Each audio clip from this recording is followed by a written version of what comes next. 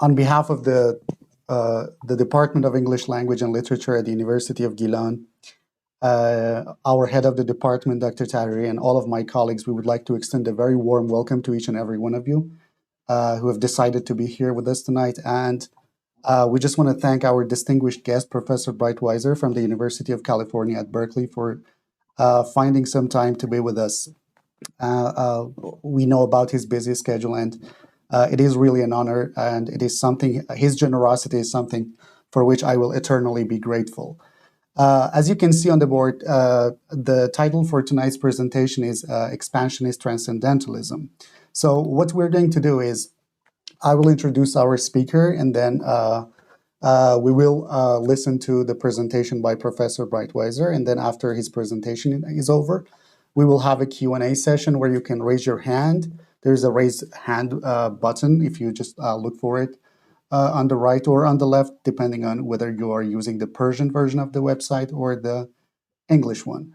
And then you can raise your hand. I will activate your microphones, and you can give us comments or ask questions should you have any.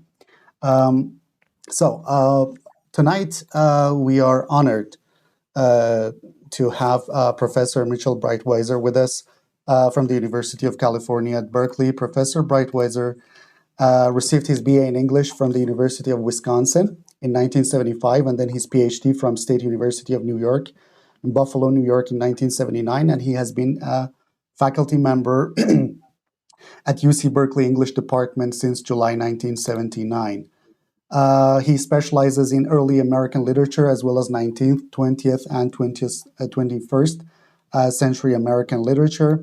Throughout his academic life, he has published dozens of academic articles, as well as a few books, prominent among which is, of course, his National Melancholy, in which Professor Breitwieser offers close readings of some of the most consequential American writers, including Anne Bradstreet, Thomas Jefferson, Walt Whitman, Henry David Thoreau, just to name a few, specifically when they were dealing with the ideas of mourning and grief, both in their personal lives as well as in a more abstract manner. He's currently working on his next manuscript called Walden and the Spirit of Capitalism, Presence, Damage, and Cultural Revival, and this is something that I personally am looking forward to reading.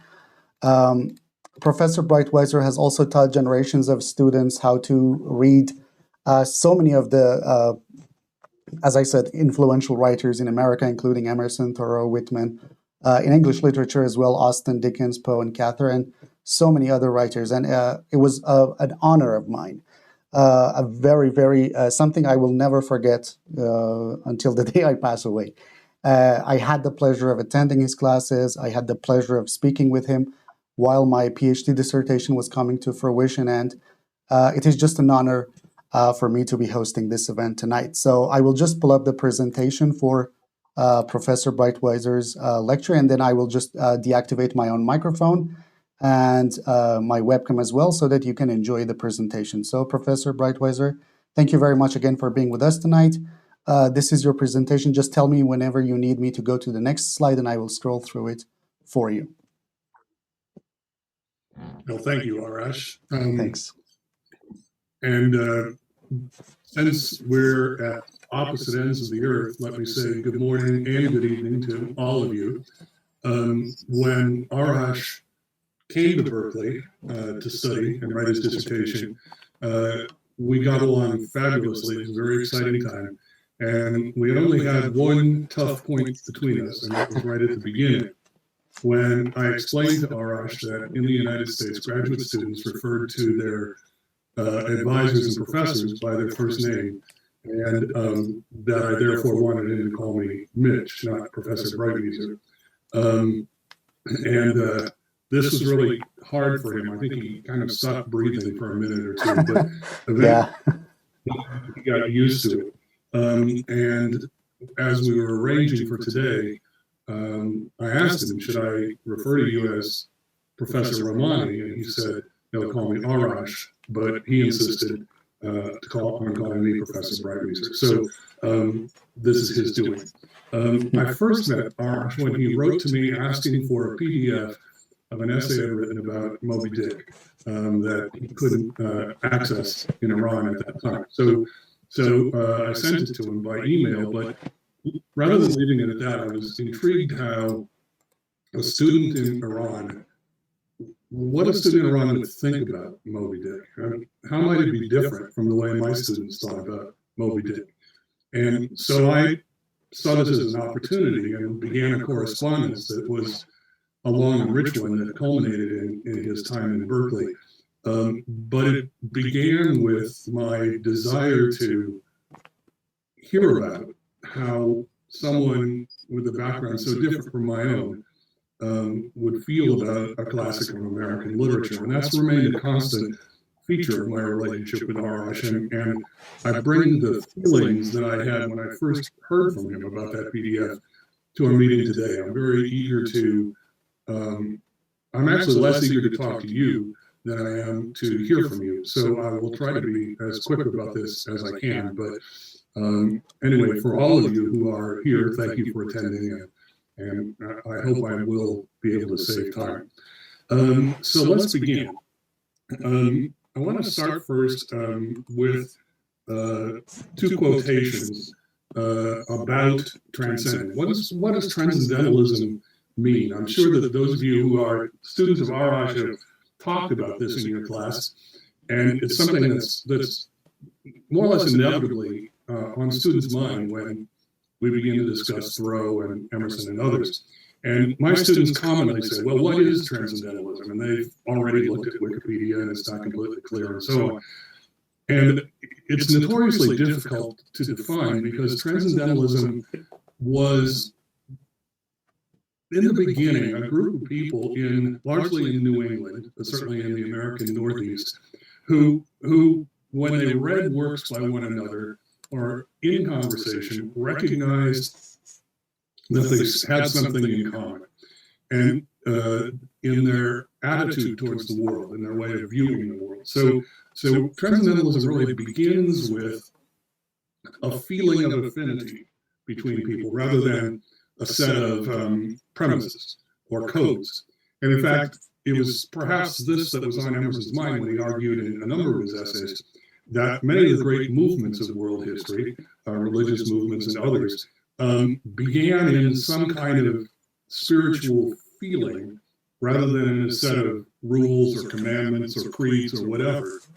And that only as that fellow feeling began to cool did religion emerge, for example, like Christianity emerge and became an institution, and they wrote creeds that everyone would recite in church services, etc. And in Emerson's perspective, once that had happened, once you could define something that way, basically the spirit of it was lost. So there wasn't a great eagerness to get very specific about what this kind of energy was that these people found themselves sharing, but they recognized it among one another and felt considerably different from the forms of excitement that were going on in the United States at the time.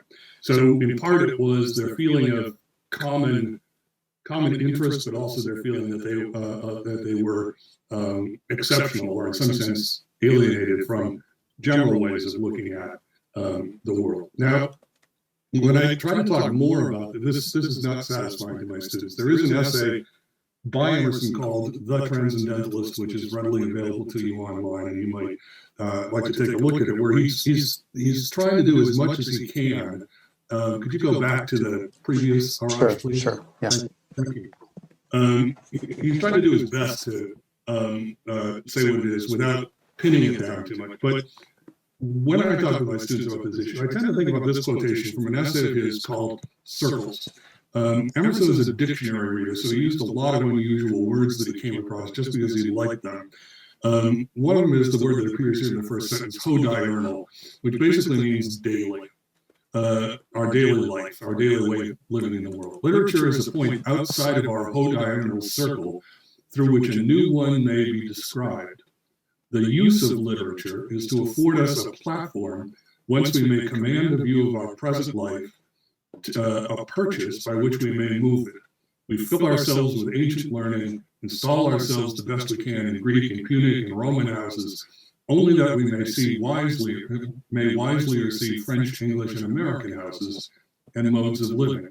In the manner we see literature, in like manner, we see literature best from the midst of wild nature, or from the din of affairs, or from a high religion. The field cannot be well seen from within the field. That last sentence for me is as close as I can come to offering you a sentence that defines the common theme of transcendentalism. We have a saying in the United States that my father said to me hundreds of times when I was young. You are unable to see the forest or the trees. And what he meant is, if you're in a forest, all you see is trees all around you. But if you step outside of it and look at it from outside, you see a forest. So it's the same thing being seen from within and being seen from without. So what Emerson's telling us here is that what literature does for us is it carries us out of our daily life and the things that command our attention in daily life, and offers us a way to see our daily life. Rather than just being in it, we're outside of it. It's almost another saying that's fairly popular now is that, that there are two young fish that swim by an older fish. And the older fish says, well, how do you like the water today? And the two young fish continue to swim by. And one says to the other, water, what's water? And the point of the story is, again, once you're in it, you can't see it, but the wiser older fish appreciates and knows the water. So literature does that for us. It offers us a platform so we can stand outside or off the ground of the common things and stand on this platform and look at our daily life. And that gives us a purchase, that is a grasp of daily life by which we may move it. So Transcendentalism is commonly thought of popularly as a kind of an unworldly thing, turning against the world and living in the ozone, etc. But here I think what Emerson's saying is what we have in common, we Transcendentalists, is we transcend ordinary points of view in order to see real life from another and better point of view. So Transcendentalism goes in a lot of different directions. Emerson talks about stepping outside of American religion as it then existed. Thoreau went to live down by the pond, not because only he wanted to be living in nature, but because getting away from the nearby town of Concord allowed him to gain that purchase, to understand Concord and life in Concord and the people in Concord that he grew up with in a better way. So once he felt that he had attained to that, he moved back to town. And, as commonly my students will say, well, if you like it so much in the woods, why didn't you just stay there? And that's because the point was to find a way to come back to the same things, the churches, the government, the market economy, the railroad, and so on, and be able to see them in a way that he found more productive in terms of engaging with the world and less distressing to himself. Other Transcendentalists worked for educational reform. A lot of Transcendentalist energy went into abolitionism.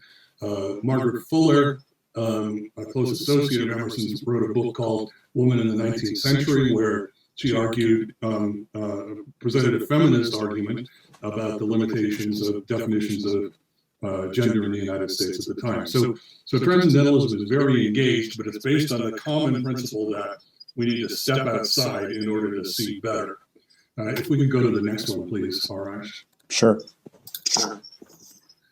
So this is the beginning of an address that Emerson gave called the Divinity School Address.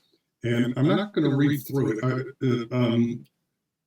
Arash, I forgot to ask you about this. Will you be able to make PDFs of my presentation available to anyone who emails you? Yeah, of course. I will send them the PDF. Okay.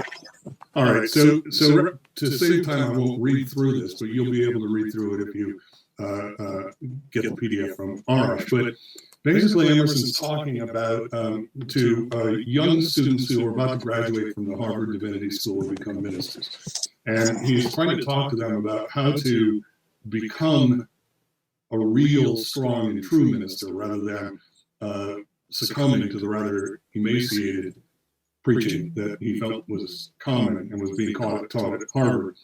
But he begins with talking about the here and now, this night, in this refulgent summer, It has been a luxury to draw the breath of life.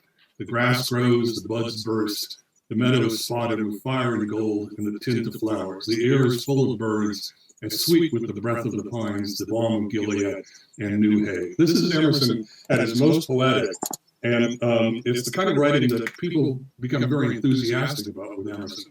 But if you'll read this, again in the PDF from Arash, you'll see that that's where he starts, is with, here's where you and I are, you students and I and the faculty are right now. But then he begins to pull back, and we start thinking about, oh, the things that are growing now are fruitful, and the soil is fruitful, and we leave behind the here and now. And then he goes on and says, when the mind expands, this is in the opens, and reveals the laws which traverse the universe, so now he's talking about science, and make things what they are, then it shrinks the great world at once into a mere fable and illustration of this mind. So we won't walk through all of this. I just want to show you that, think about this as the opening of a movie. Oftentimes in a film, we begin with an establishing shot, which shows us, say, a cityscape, and then we move in toward the action of two individuals, say, on the street in that city. So we go from a panorama to a closer in. What Emerson's doing here is the opposite, starting with, here we are tonight, and isn't it beautiful? And isn't it great that the grain is growing everywhere? Isn't the whole world a wonderful place? Once we understand science, etc., we're going further and further away. Imagine, and this is just a kind of crude illustration, that we sort of started our movie in the lecture hall in Harvard, and then we zoomed out to see all of Boston, all of Massachusetts, all of the U.S., out into space and seeing the Earth down below us there. That's what he's trying to give us here, is the sense of stepping outside of the here and now, not to get away from it, but in order to understand it differently and more fully. So let's go to the next slide, please. All right. So that's Transcendentalism. Now I want to talk a little bit about Expansionism. And this section I've entitled The American National Myth. Expansionism is a key term in American history during the 19th century because at the beginning of the 19th century, the U.S. is a kind of narrow ribbon of settlements along the Atlantic Ocean. After the Revolution, much of the upper Midwest is acquired by purchase from Napoleonic France. Texas and the Southwest are gained from Mexico in the Mexican War, both of which Emerson and Thoreau both abhorred, and then also the North American Northwest. So the size of the country grows many times over the course of the century. And also Americans begin to think of themselves as expanding into and developing this space. Now, this is treated as movement of civilized people into fundamentally empty or unoccupied space. They were well aware of the Native Americans, as they were well aware of the Mexicans in Texas and in California. But these former inhabitants were viewed as being not just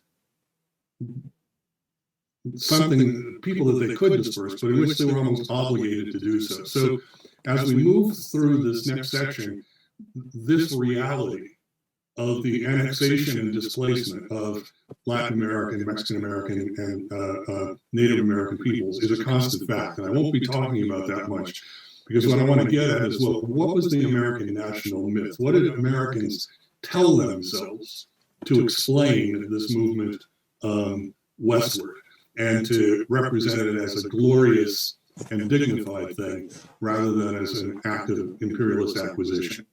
So I want to start with this term that precedes, by considerable period, the discovery of North America, Translatio Studii. And this is just the description from Wikipedia. Translatio Studii is a historiographical concept originating in the Middle Ages, in which history is viewed as a linear succession of transfers of knowledge or learning from one geographical place to another. The concept is closely linked to Translatio Imperii, which similarly describes the movement of imperial dominance. So that, for example, that at the time that Greek culture is flourishing, culture on the Italian peninsula is still viewed as relatively primitive in terms of philosophy and drama, et cetera, but that at the time, at the height of the Roman Empire, Greece now seems like something of a backwater, and Rome seems to be the center of learning. So the idea is that in human history, the most avant-garde and accomplished civilizations, it moves from one to another, from Greece to Rome, etc. And it's related to, as this entry says, to the idea of translatio imperii, that the empire of Alexander the Great disappears, the Roman Empire comes, it wanes, Napoleonic Empire, the British Empire, etc. So there's a movement through these various civilizations.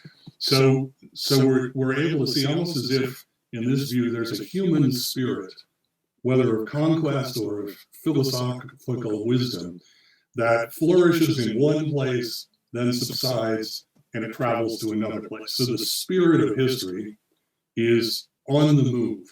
And there's no one people, neither Greeks nor Romans, who represent the essence of the human spirit, but they each have their moment in this onward movement. If we could go to the next one, please, Arash. So this is a metaphor that Emerson chooses to describe this. Society is a wave. The wave moves onward, but the water of which it is composed does not. So for example, here's Greece, and here comes the wave, and it lifts that water. So Greece is at this pinnacle, but the wave continues, but the Greek water subsides, and then it comes to Rome, and the Roman water crests, and then et cetera, et cetera. So this is a notion of history that the Americans are becoming more attracted to, because it suggests that the American moment is soon to come. It's not yet here, but it's soon to come.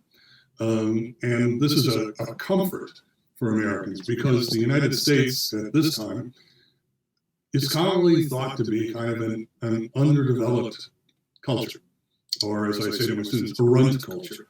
That English and French writers think that American institutions are feeble, that their achievements in architecture and literature are almost non-existent, that their manners are poor, that they are brutal and ill-behaved people. So there's a real condescension among prominent European thinkers about American culture in the early years. And much of it is true, that so much of American energy is going into digging up stumps and opening up cities and so on, or towns, that there isn't much time for cultural achievement. So this scorn for American underdevelopment, it's hard for us to imagine, maybe, because we all come from a time when American civilization has come to call itself the premier world civilization. But at this time, there was a kind of an inferiority complex. And I understand that those of you who were in our class read The Pioneers by James Fenimore Cooper. Those of you who did read it remember all the discussion of Marmaduke Temple's house. This is a man who's the richest man and basically the mayor of this town, and he wants a mansion built for himself, but nobody is around who basically has the least idea of architectural good taste. So they build this ugly, weird, repellent contraption that he lives in, that a lot of money went into, but that no one who knew anything about architecture could look at without either holding their nose or laughing. And Cooper was there trying to show us this underdevelopment. And when they try to do something which is truly civilized, they don't have a clue what they're doing. So the idea of the translatio studii tells Americans that, yes, it's true, you are at a low point, but the wave is coming your way, so it will soon rise. So many writers, and not just transcendentalists, and not just literary figures, start saying to the Americans, well, you're actually fortunate to be where you are, because your greatness is ahead of you, whereas England and France and all these old world cultures, their greatness is subsiding. The wave has already moved on. So sure, they were great in Shakespeare's day, and sure, we don't have an American Shakespeare yet, but their Shakespeare was centuries ago, and our greatness is still to come. That's what I mean by the American national myth. It's a story that a people tells to itself, or a nation of people tells to itself about who they are and where they're going. If you could move to the next slide, please, Arash. This is a poem by George Berkeley, who was British, written in 1726, called Westward the Course of Empire Takes Its Way. It became very popular in the United States because Berkeley is going to argue, or is arguing, that England's day is past and the American day is coming. If I may just read it to you, the Muse discussed it at an age and clime, barren and very glorious theme. The English Muse, disgusted by England today, in distant lands now waits a better time, producing subjects worthy of fame. So the Muse here is the spirit of history, and it's discussed with England and France and Europe in general, but is awaiting its revival in the West. If we'll just skip to the end, not such as Europe breeds in her decay, such as she bred when fresh and young, when heavenly flame did animate her clay, by future poets shall be sung, westward the course of empire takes its way. The first 4 acts of history are already past, a 5th shall close the drama with the day. Time's noblest offspring is the last. So Berkeley, in fact, says there have been these 4 ages of humanity up to date, these 4 places that the wave has passed through. And now, in going to America, the 5th act is about to come. And what Berkeley's basically claiming is, and the final act, that it's going to come, the movement is going to come to rest in North America and not move onward. A lot of times my students will say, when I talk about translating a studio, they say, well, what happens when it moves on from the United States? Where does it go? And I point them to a poem by Walt Whitman called Passage to India, where Whitman imagines the muse or the spirit coming back to India, which is the first act, and starting all over again. But Berkeley, at least here, says that it's going to reach its culmination, its finest point in North America. If we could move to the next slide, please. This is a painting by Emanuel Gottfried Leutze, a German immigrant to the United States. Westward the course of empire takes its way. So you can see that Leutze was illustrating the Berkeley poem. And this is now hanging in the House of Representatives chamber of the U.S. Capitol building. I like when I think about that, or actually I'm more horrified than liking it, but I can't stop myself from thinking about all those people who broke into the Capitol building, passing underneath this painting. But if you look at it carefully, you'll see that these people are pointing toward the west, and they've reached the top of a mountain range, or pass at least through the mountain range, and are about to come down into the west. So this is a painting really of the American national achievement. And you can see up on in the background, a man up there standing waving his hat. But the center of the painting is a man with his family pointing off into the west, saying, there it is, we've reached it. And it's almost as if he's pointing to the promised land. But this is where the Muse of history will build its finest temple, its finest culture. If you peer down into, let's see, look at the man holding his family in the middle, in the exact middle of the painting, and then move slightly to the left of his hand pointing, and then move down. You'll see something kind of vaguely looking like cliffs down there. So we're in the exact middle of the painting, up and down, and about maybe a third of the way from the left. That's supposed to be San Francisco Bay. So these people have crossed the Rocky Mountains and reached the westernmost point of the American continent. And they're not disappointed or chagrined to have come to the end, but rather said, this is where our mission reaches its glorious conclusion.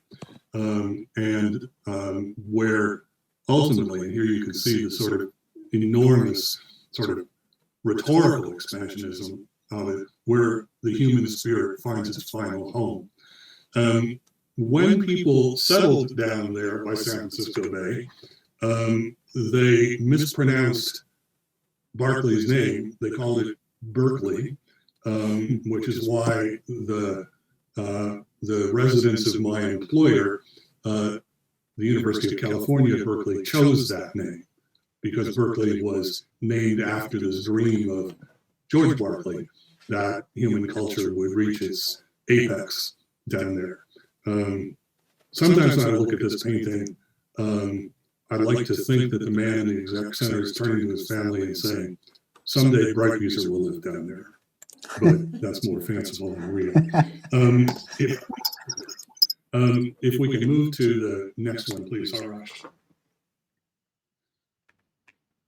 Okay, so I've covered much of that.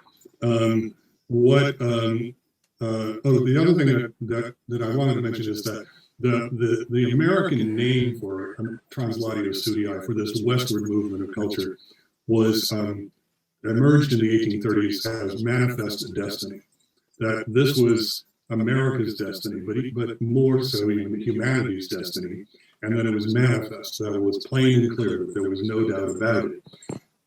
But again, remember that underneath that ideological stratum of manifest destiny was all the violence that's being done to Native American people and so on, to slaves, even to women, not in the sense of the same level of violence, but sexism and so on. So underneath this glorious myth, there's a lot that needs to be told, though we're not doing it today. And it's a regular part, I think, of American experience for people to point out the contradiction between the myth and the reality. So this is consoling to Americans because of social and cultural underdevelopment, because it says the old world once was great, but that it's now exhausted, and that we're now at the beginning of the next upswing, of the next movement of the wave is going to carry U.S. North America up, whereas all of those have subsided. In 1893, in Chicago, marking the 400th anniversary of Columbus's arrival in North America, the Americans hosted the first World's Fair that they called the Columbian Exposition, named after Columbus, but also Columbia is a kind of a secondary name that the Americans have for themselves. And this was an attempt to signify to the world that not only had the West been settled, but that also America had now arrived as the world's great culture. That 100 years ago, all of you were thinking of us as a runt culture, but look where we are now. So the first image that follows here is a lithograph of the World's Fair. So this is on the waterfront in Chicago on the southwest shore of Lake Michigan. You can see it's an extraordinarily large undertaking. Almost none of it exists anymore because these buildings weren't built to be permanent like the Capitol building or the White House, but were there just to endure for the length of the show. If you look on the left-hand side, we'll look in the bottom middle, you'll see there a tower with a pointed top. And if you go about 45 degrees up and to the left, you'll then see a statue, and then across another lagoon, there's a tall building. So if you were standing in that tower, the one at the bottom in the center, and looking toward the statue in the distant building, the next image is a photograph that gives you the view along that line of sight. And if you could move, please, Arash. So there we are in the tower, looking at an actual photograph of the Columbian Exposition, which is the American declaration of its achievement, that it has come of age and has now become one of the world's great civilizations, or in the most extreme version, has become the most great civilization. If you can move to the next one, please, Arash. At that exposition, an American historian named Frederick Jackson Turner gave an address called The Significance of the Frontier in American Literature. And that's readily available to you online. And I would encourage you to read it, because Turner said, you know, the West is now civilized. The frontier has moved completely to the ocean, to where that man in the painting was pointing down at Berkeley. Our time of being a minor culture is over. We're now a major culture.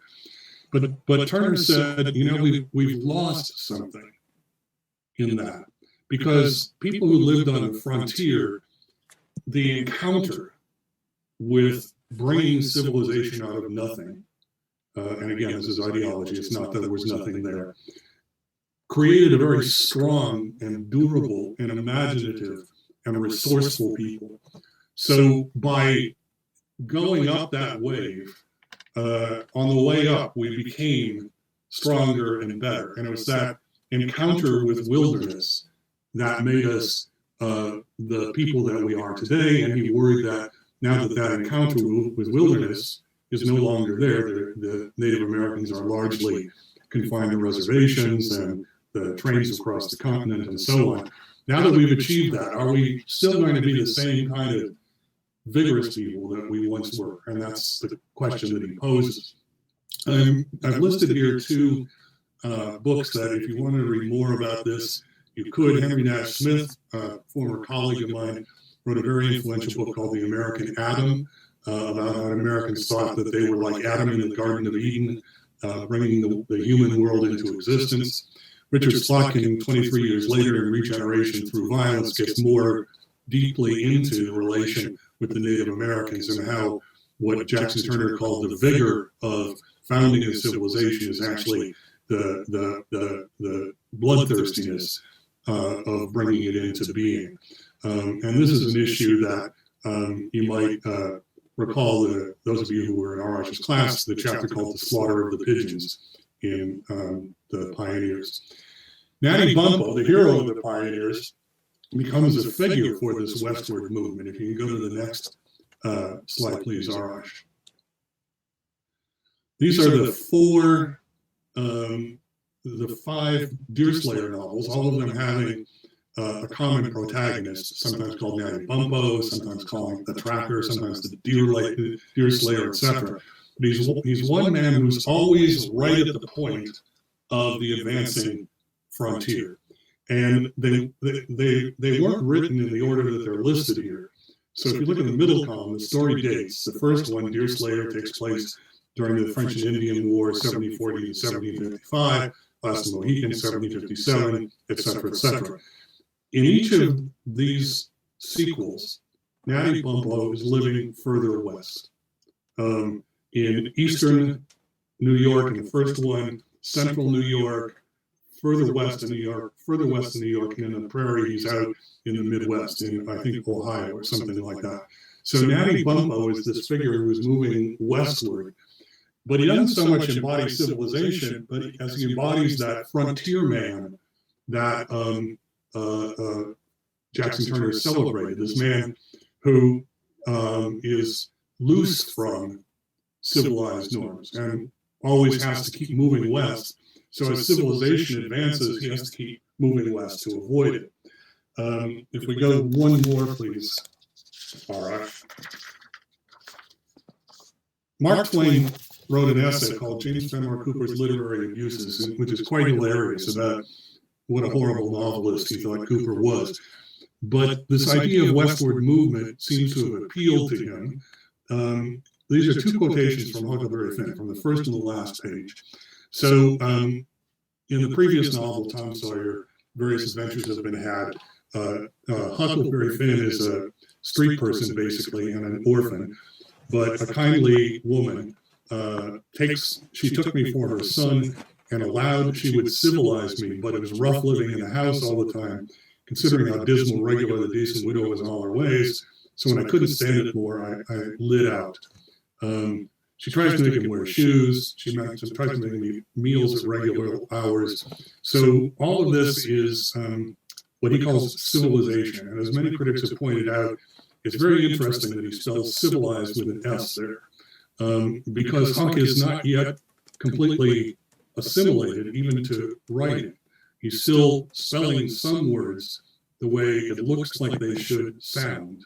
I can remember in first and second grade looking at a word like civilized and saying to my mother, why don't you just pronounce that civilized instead of civilized? Why shouldn't that be an S? And the answer is, that's just the way it is. That's one of the rules, and you have to subject yourself to it, just like you have to wear shoes and eat meals at regular times.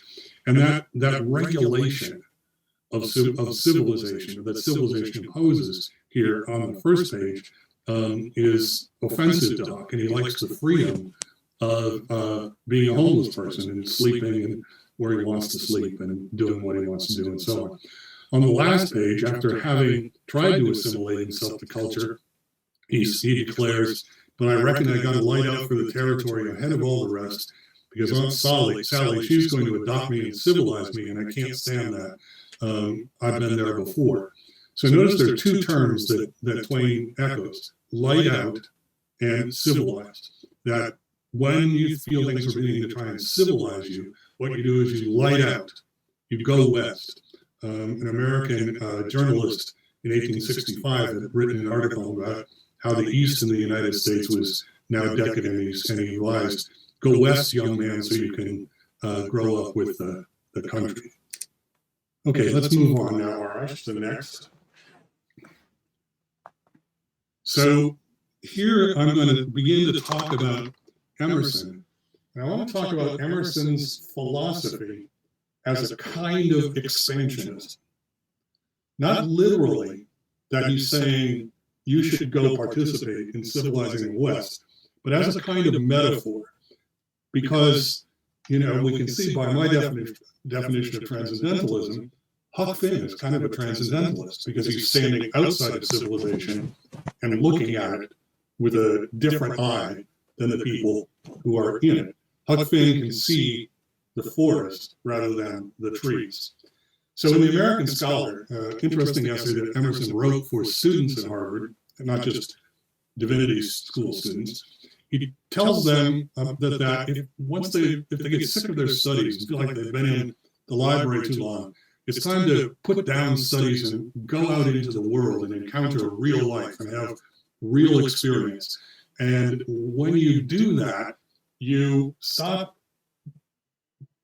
worshiping what you find in books, and you figure things out for yourself. And that's what he says we Americans are doing. We're going out into the real world and building our own kind of civilization.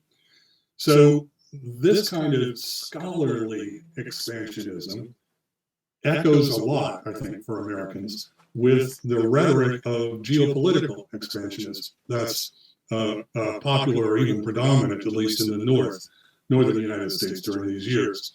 And you can see how Emerson's using that idea of the frontier as a metaphor for personal growth, stepping outside of things, seeing the forest, not the trees, and grasping life more fully than you do when you just read about it in books.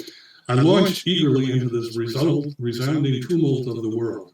I grasp the hands of those next to me and take my place in the ring to suffer and to work, taught by an instinct that so shall the dumb abyss be vocal with speech. I pierce its order, I dissipate its fear, I dispose of it within the circle of my expanding life.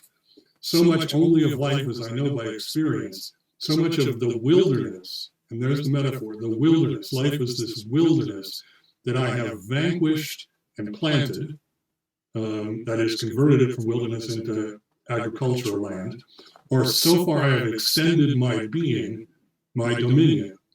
you can hear manifest destiny ringing in this passage.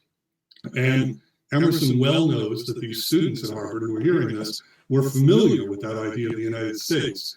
So he's evoking manifest destiny, American geopolitical expansionism, and the enthusiasm that provoked in the United States at the time.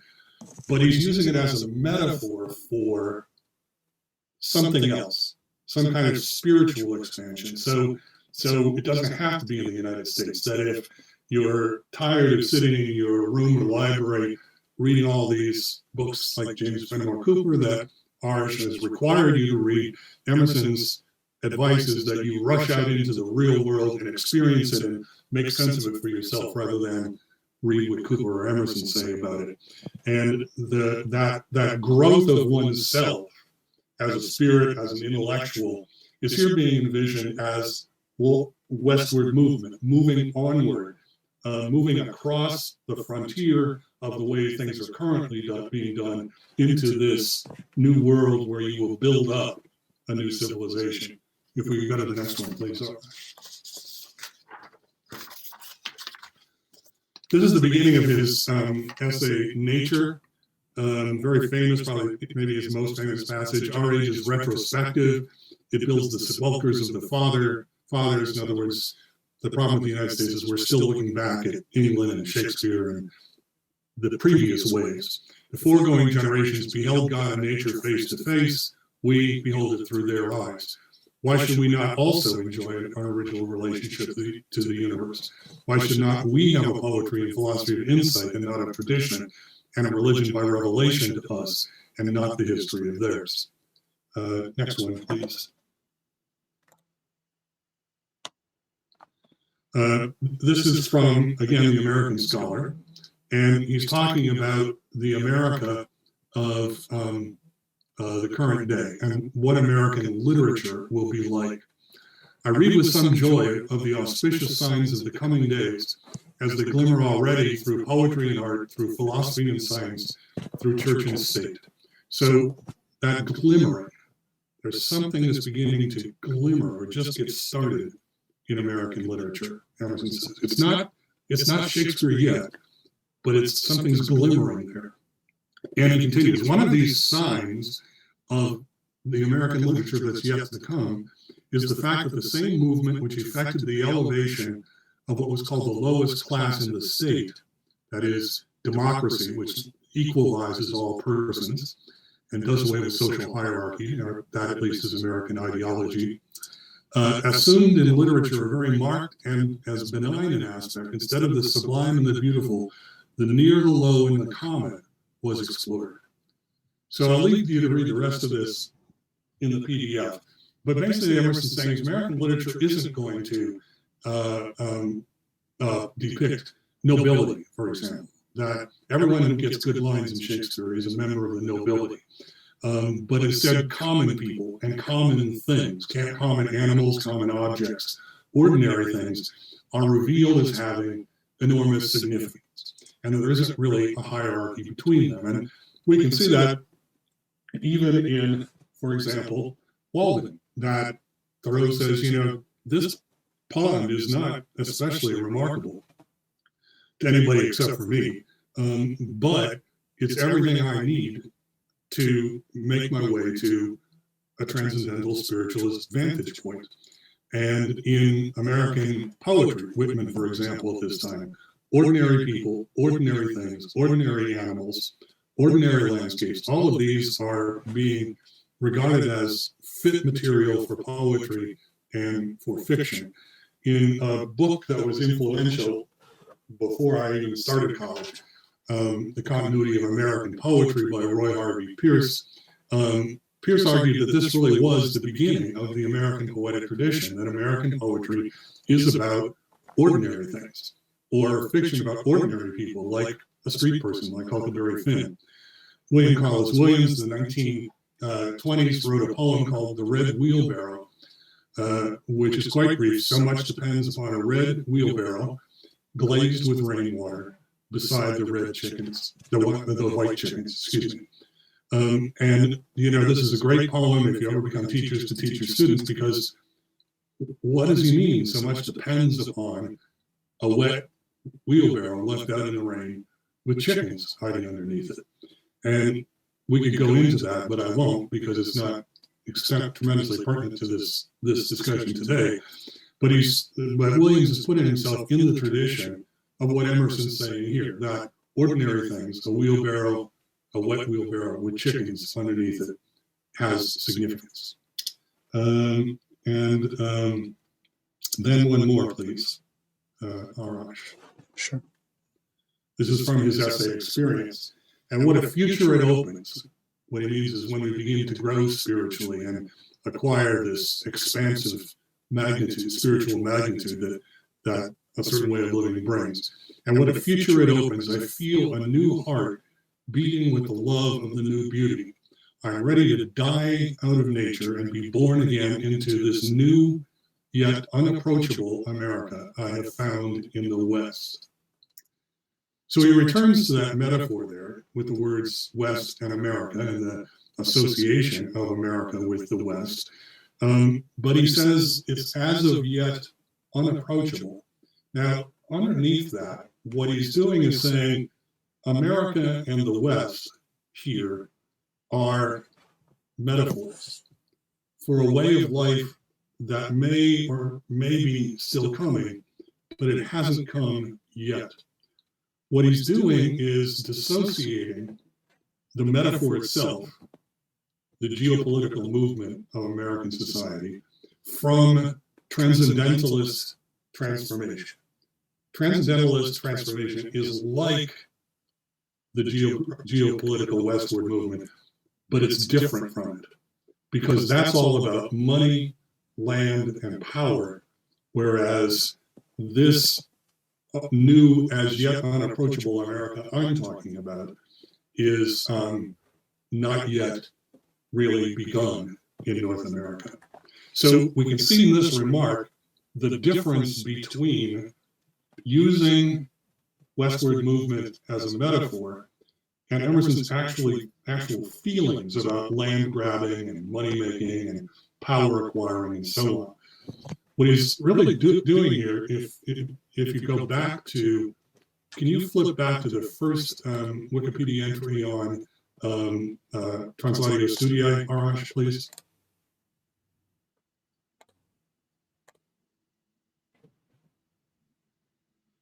Yeah. He's saying, I'm talking about Translatio Studii, which hasn't happened in America, the transfer of learning, not Translatio Imperii, the movement of imperial dominance. So he's using Translatio Imperii as a metaphor, but also saying Translatio Studii is something very different. We can call it a westward movement. We can call it a frontier. We can call it a new American way, but we can't identify the two with one another. And that's where I want to go with the remainder of my presentation. I'll try and speed up some here. So if we could move to Whitman, please, Arash.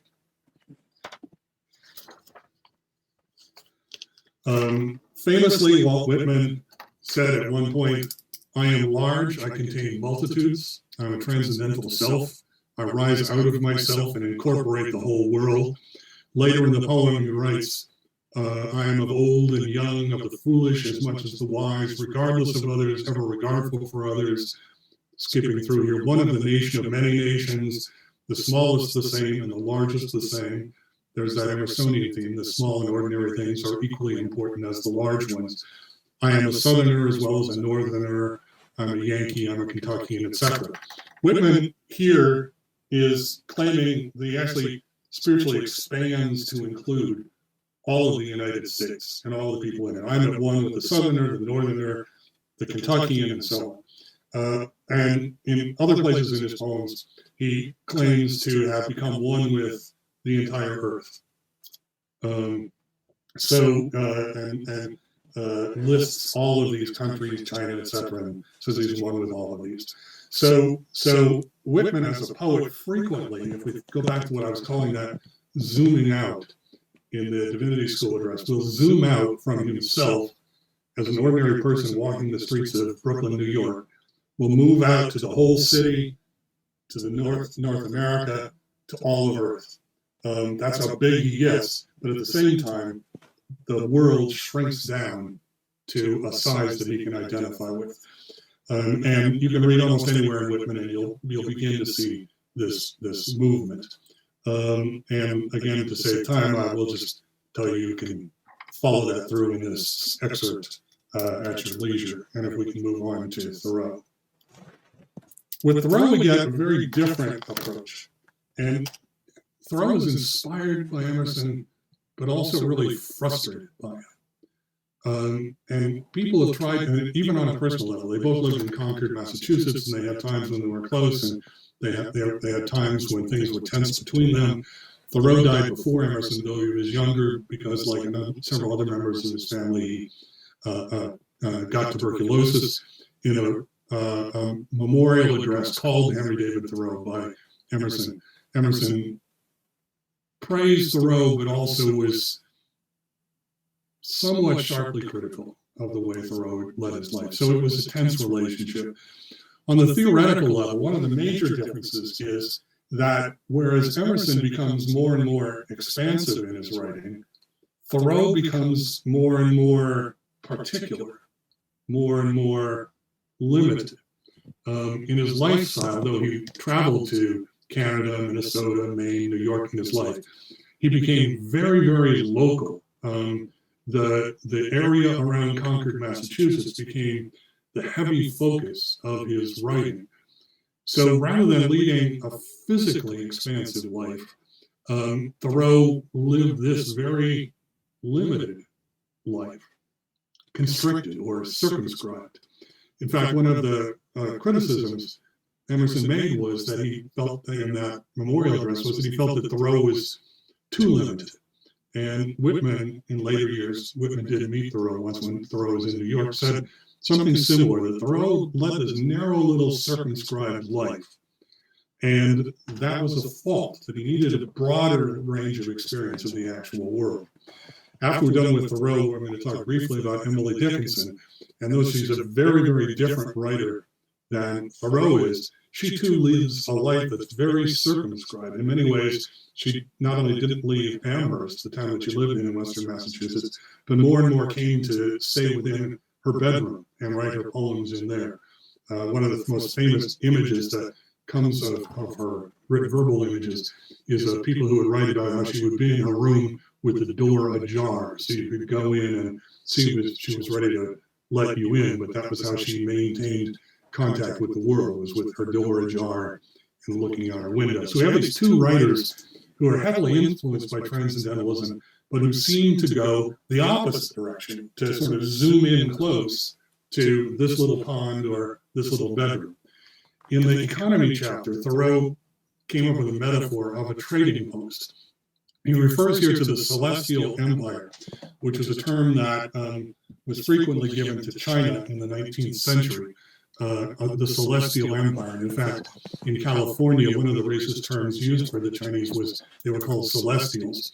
But what Thoreau here is making kind of a joke of this, because he doesn't mean trade with China, but with the real Celestial Empire, with the empire of stars and the universe and God and everything else. So if your trade is with the Celestial Empire, this vast thing that Emerson writes about, then some small counting house on the coast in some Salem harbor will be fixture enough. In other words, any particular place where you are, where you settle into it, is as good as any other place for opening up to the universe. But you have to actually settle there and become familiar with it. Because if you're going from place to place and thinking about this and that, going to Boston all the time, going to New York, and not really settled anywhere, you have a kind of a trivial or superficial response to the place.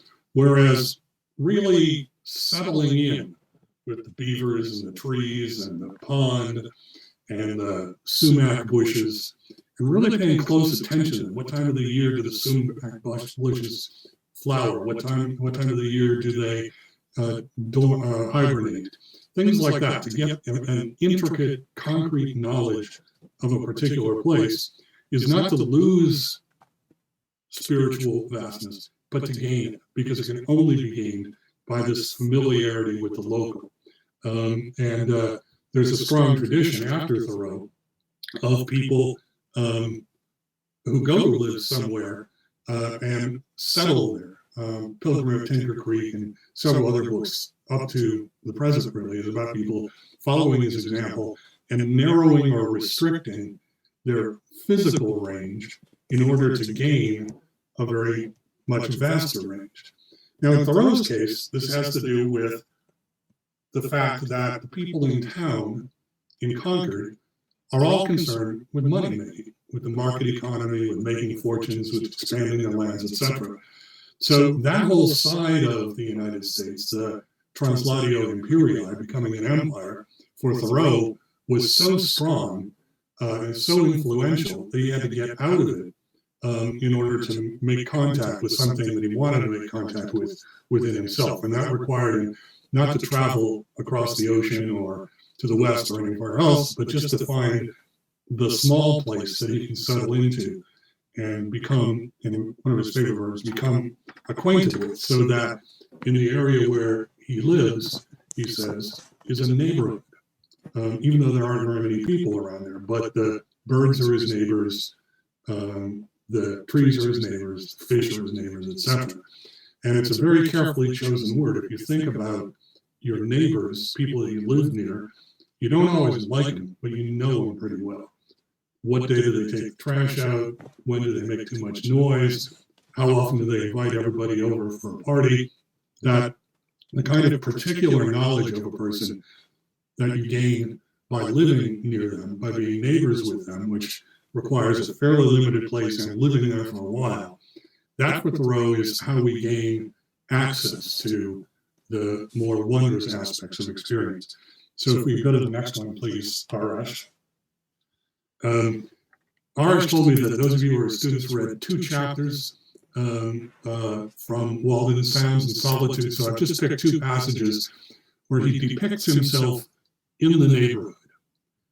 First from the chapter Sounds. Sometimes in a summer morning, having taken my accustomed bath, I sat in my sunny doorway from sunrise till noon, wrapped in a reverie amidst the pines and hickories and sumacs, in undisturbed solitude and stillness, while the birds sang around or flitted noiseless through the house until by the sun falling in at my west window or the noise of some traveler's wagon on a distant highway, I was reminded of the lapse of time. A very interesting passage, because notice how particular it is, how important it is among the pines and hickories and sumacs, the birds, etc., but also being there in that neighborhood and gaining the comfort of being in his neighborhood allows him to have a reverie, which I think my son and daughter would call spacing out, because I do it a lot, where you just sort of let your thoughts go where they want to go. And you have all of this freedom, and there's a kind of an experience that happens when you do that, that you forget about time. Right? Not in the sense that, one thought follows another, so there's time, but it goes on for a while, and then all of a sudden something happens, like a wagon goes by on the highway, and it kind of gets you out of your reverie, and you go, it's 6 o'clock, I've been sitting here since 3 in the afternoon or something. So it is a transcendental moment that he's having, but it's enabled by being in the neighborhood rather than being enabled in town, people saying to you, why are you living out there, why don't you get a job, etc., etc. If we could go to the next one, please. This is from Solitude, where I think I'll just leave this for you to read, but he talks about how on long winter evenings when he's alone in the woods, he gets visits from an old settler and an old dame. And these are figures of speech. He means God for the old settler and nature for the elderly dame, whom he mentions in the middle. And he says, both of these entities, these spirits, visit me in my cabin when the snow is falling and the wind is howling in the woods. So again, I'm just repeating my point that this visitation by some sort of spiritually joyous person is enabled by the very particular setting that he's in, as opposed to with Emerson, it's very, very infrequent that he describes a particular place, or even in that passage from The American Scholar. Remember, we start in the room on that warm, refulgent summer night, but very quickly he moves back, and that room becomes unimportant as opposed to the much more panoramic view that he wants to celebrate. So I feel that this is where the tension between Emerson and Thoreau lies philosophically, as opposed to, just sort of bothering each other as neighbors in the same town. That Emerson becomes vast, whereas Thoreau burrows in. The word neighbor in English, etymologically, derives from, nigh means near. In the 19th century, people would say the time is nigh when we're going to have dinner, which means it's nearly time for dinner. And bore in neighbor derives etymologically from burrow, which can be a home, or even more concretely, a burrow like of an animal that burrows into the earth for its home. So neighbors for Thoreau are nearby burrowers, people who make their homes close to you. And everything for Thoreau that you want to achieve or find in your life, you'll find by doing it that way, rather than by becoming this sort of panoramic Emersonian self or Whitman self. So transcendence, if we go back to my beginning, is common to all three of these writers, that they're stepping outside to gain a glimpse of the forest, but rather than, let's say metaphorically, looking down on it from above in the sky, as Emerson would propose, Thoreau proposes being down in the midst of it, because that's where you learn, in a way, sort of, you could say for Thoreau that being in the trees is what allows you to see the forest. So let's go forward now, please, Arash, to Dickinson, and we're almost done.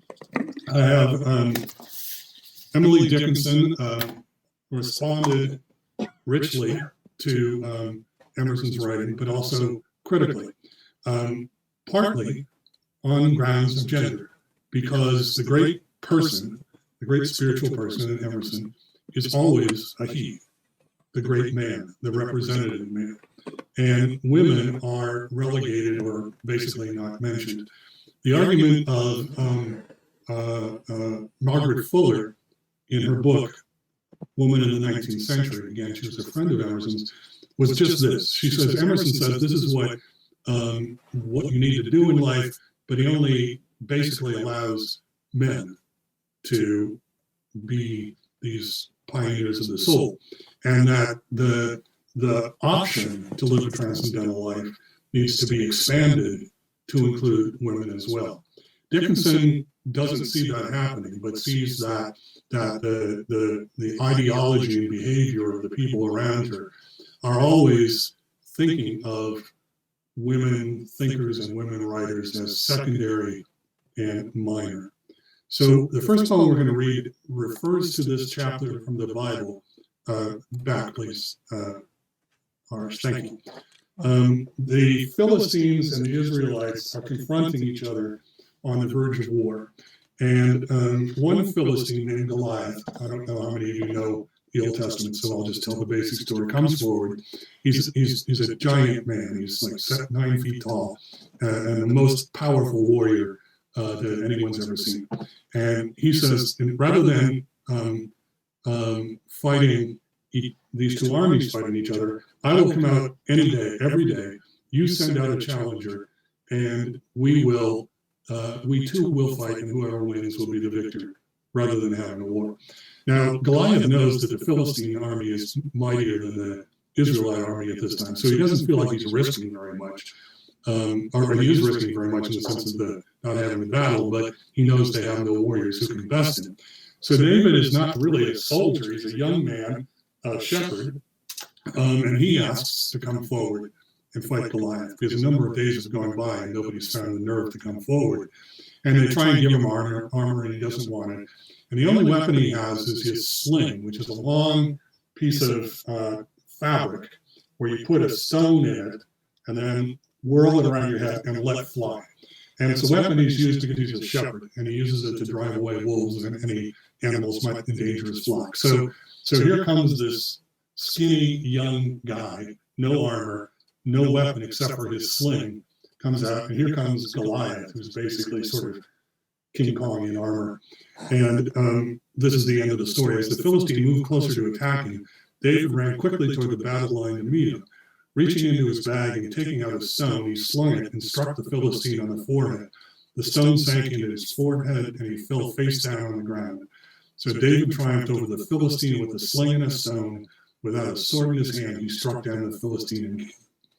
This is one of the, for kids, American kids in church school, this is one of the coolest stories. And, you know, it's inspired a lot of people to think, you know, just because you feel inferior to this giant with all the armor doesn't mean that you are. So it's a very, very familiar story to American Christians in the 19th century as today.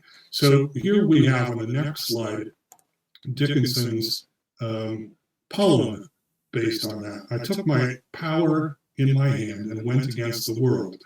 I was not so much as David had, but I was twice as bold.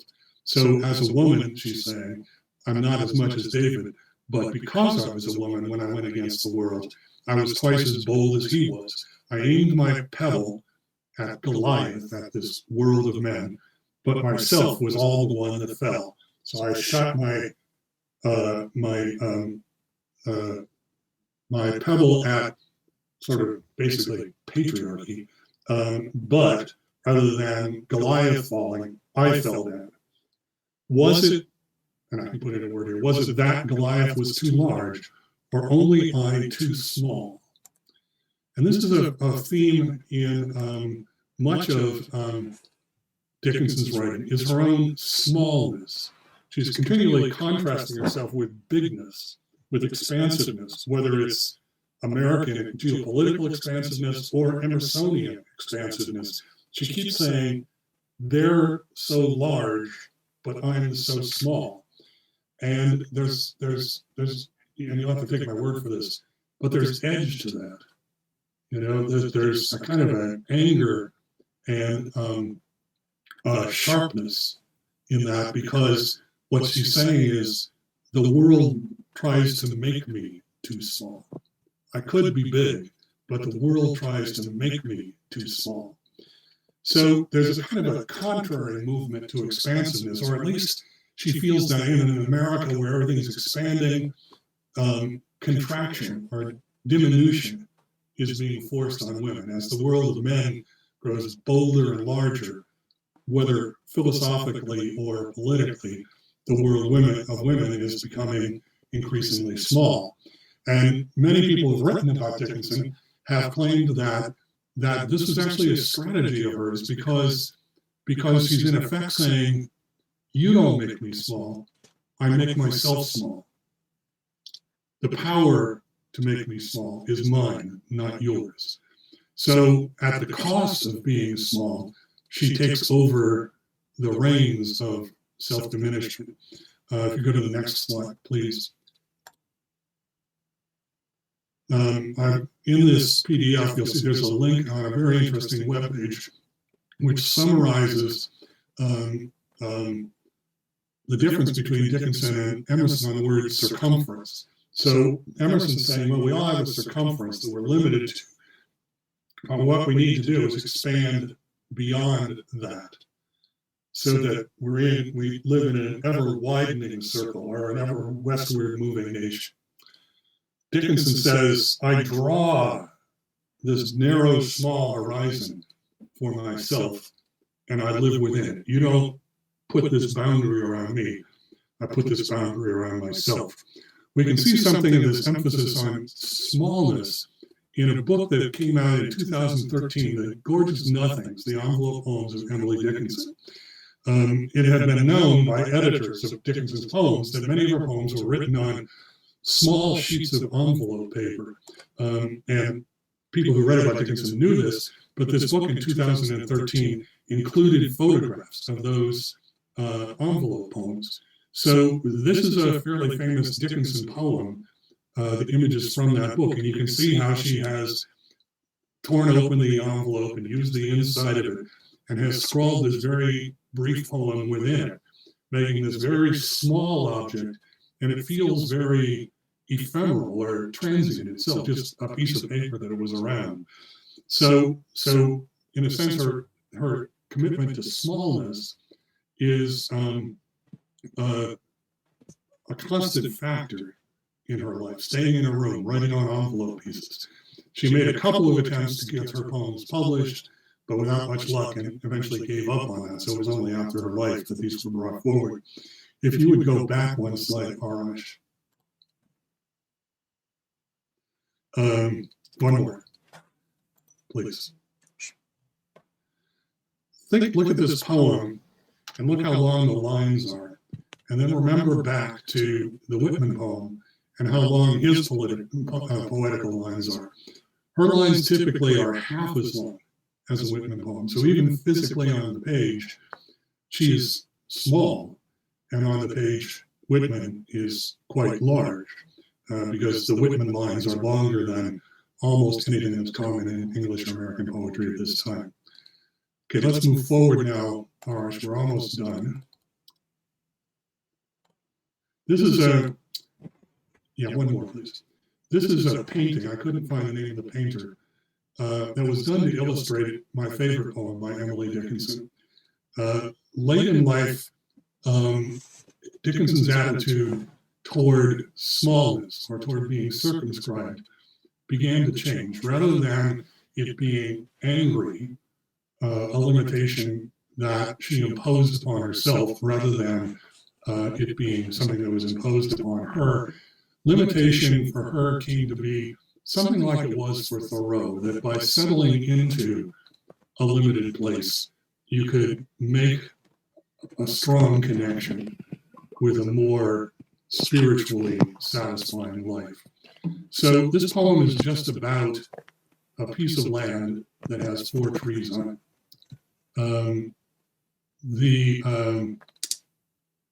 She uses the term acre. Here, an acre, pardon me if you know this, is a way of measuring a piece of land.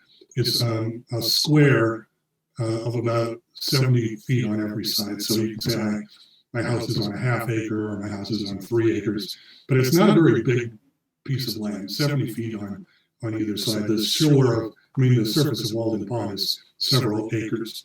4 trees upon a solitary acre without design or order or apparent action. That is, nobody's planted them, nobody seems to be tending to them, they're just there. Without design or order or apparent action, maintain. And I leave it to you to think what that means. Maintain themselves. They persist. The sun upon a morning meets them. The wind, no nearer neighbor, there's that Thoreau word, have they but God. The acre gives them place. The trees get a place from the acre.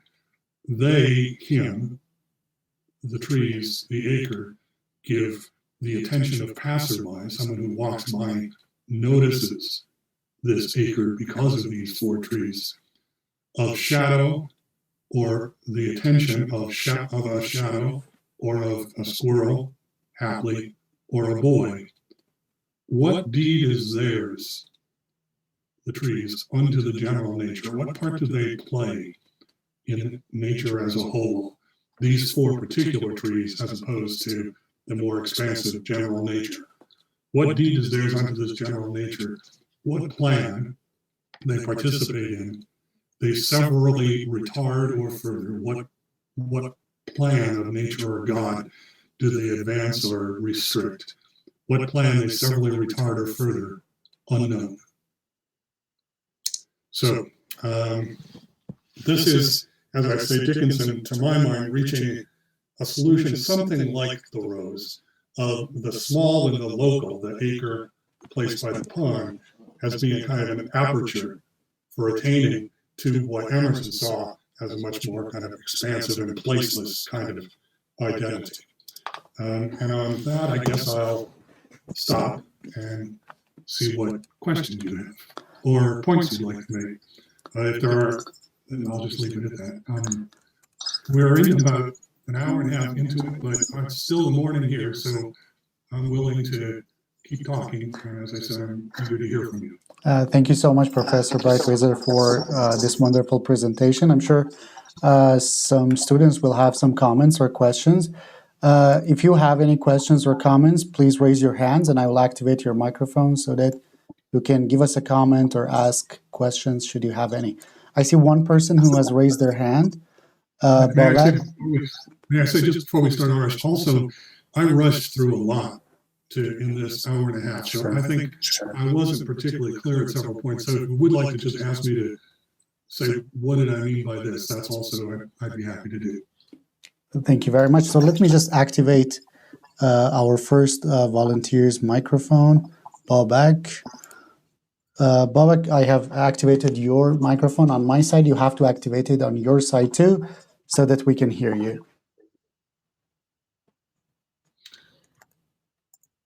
Or if there are any other... Can you hear me, Professor? Yes, please go ahead. Can you hear me? Yes, crystal clear. Thank you for the presentation. I've received a message here saying, okay, actually, subscription to media failed. Please leave the room and join again. We can hear you loud and clear. I don't know what the problem is. Can you hear us? Professor, can you hear me? Yes, I can. Can you hear me now? Yes, of course, and we can hear you just loud and clear. So I received a message saying that the connection failed. Please leave and join again. So if I disappear, that's what I'll be doing. But anyway, Baba, please. Okay, go ahead. Okay, thank you for the opportunity. As you were explaining the idea that a spirit of time somehow was believed as a wave rising and falling and bringing up nations or bringing down nations itself, I kind of wondered that whether this spirit or this wave was seen as a linear movement in and of itself, or through the lenses of a sort of dialectic, wherein one nation's rise or fall either uplifts or undermines another nation, like we have the French Revolutionary idea that deeply affected Britain's literary and sociopolitical sphere. And that somehow was the wave that started from France and moved towards Britain, but there was a dialectic there. So how was it viewed at that time, at the time of Walt Thoreau or Emerson? That's a good question. In the early manifestations, you remember that idea of translatio studii, that's Latin and goes back to the medieval period, and it wasn't there wasn't that sense of active, vigorous dialectical replacement in the early manifestations of it. But certainly, by the time we get to Emerson's time, there is that sense of dialectic, that in a sense, the first manifestation of American culture, for example, is as a kind of antithesis to British culture that eventually culminates in this, that it negates the potency of British culture or the apparent superiority of it. But then when American culture does reach its culmination, it includes and surpasses British culture. So there is that kind of dialectical violence there between them. Probably the most influential and widely known version of dialectical translatio studii is the book by the philosopher Hegel called The Philosophy of History, where there is a much more actively antagonistic relation between cultures. And incidentally, Hegel also concludes philosophy of history with a speculation about North America being the place where the spirit of history is going. Does that answer your question? Thank you very much, Babak. I think I activated your microphone again, so... did you get your answer?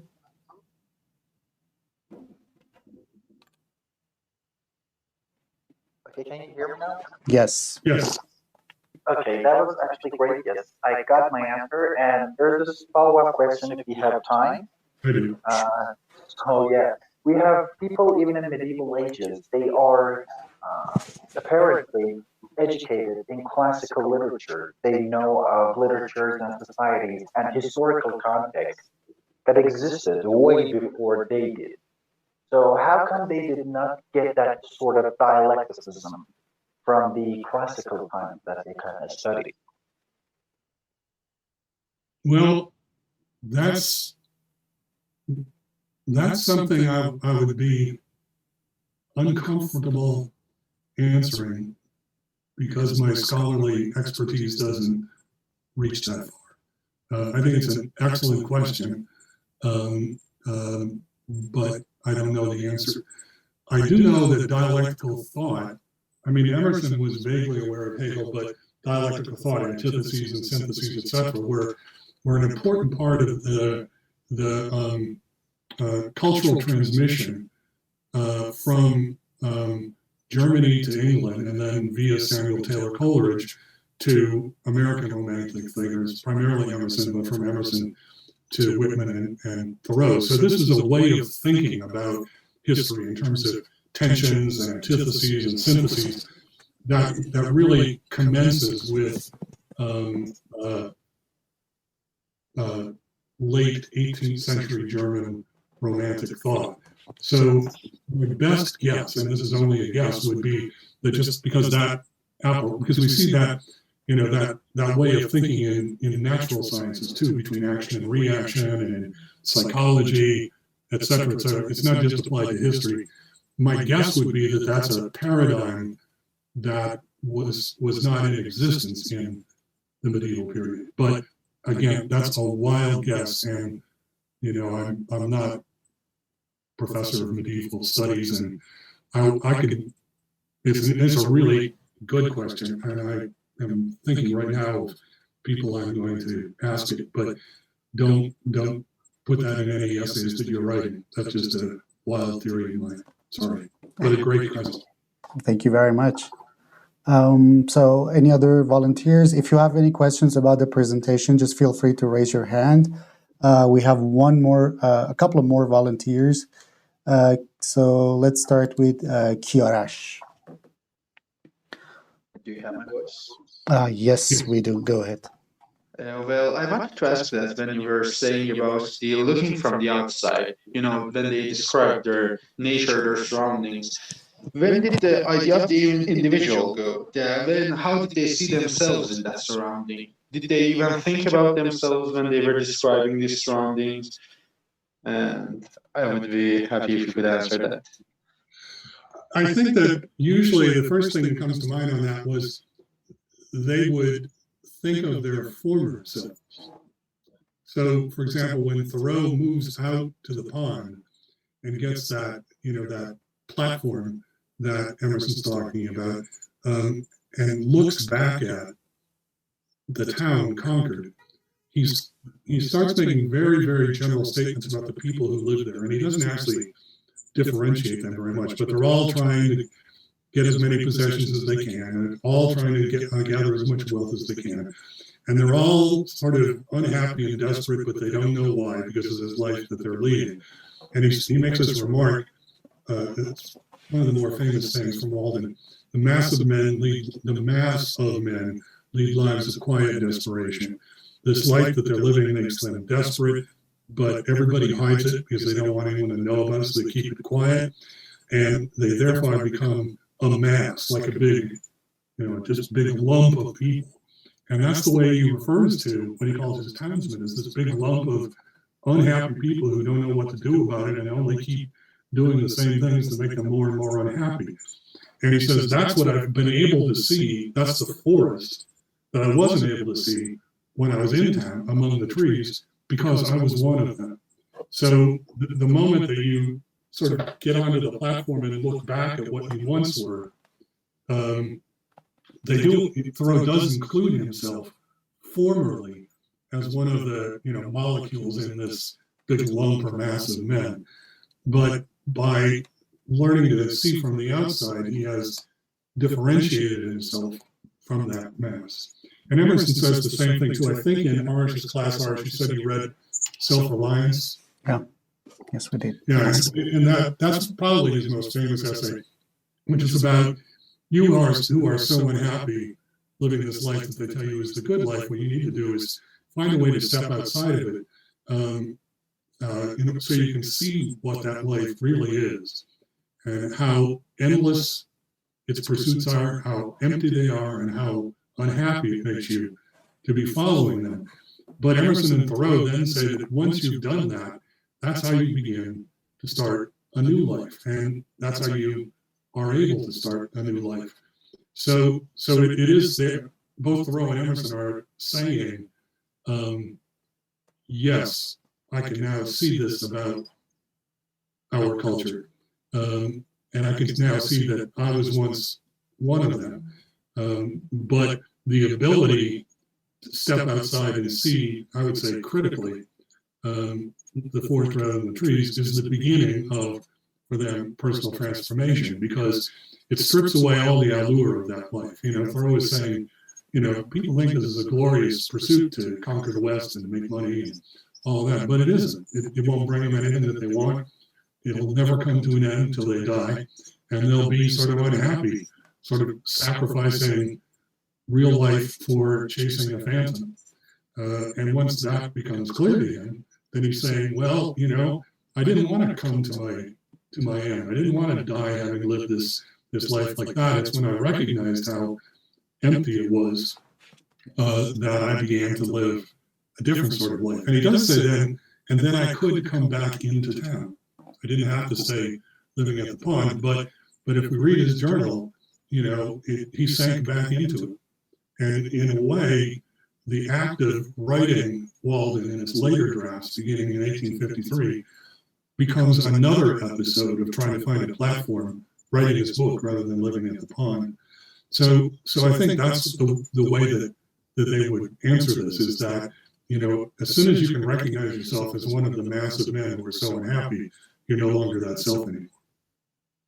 Okay, thank you very much, Professor. We do have another. Is that enough? Or Kiarash, did that answer your question? Kiarash, did you get your answer? I think his mic sort of was disconnected, so... Okay, right. So let's go to the next person, Helia. Helia, you can activate your microphone and ask your question. So Kiarash is happy with the answer. Yes, do you have my voice? Yes, please. Yeah, so I wanted to know that I got this right. I sensed a kind of a slight shade of dominance in Emerson's ideas. He had a kind of little violence over the nature because he wanted to conquer it and kind of go out and grasp what life could offer, a kind of dominance over nature and the wilderness and the idea of frontier. And on the other hand, we have Dickinson and Thoreau. So can we say that this slight idea of violence towards nature and grasping it is absent in Thoreau because he wants to sink in and become one with nature, and maybe in our own world because we want to consume and get that dominance over nature. Thoreau's ideas is what we need right now, just to become one with nature and understand it and see other beings as our neighbors. Yes. I'm sorry to be brief, but I agree with everything that you say. And that's a really sharp way of expressing the difference between Thoreau and Emerson. If we go back to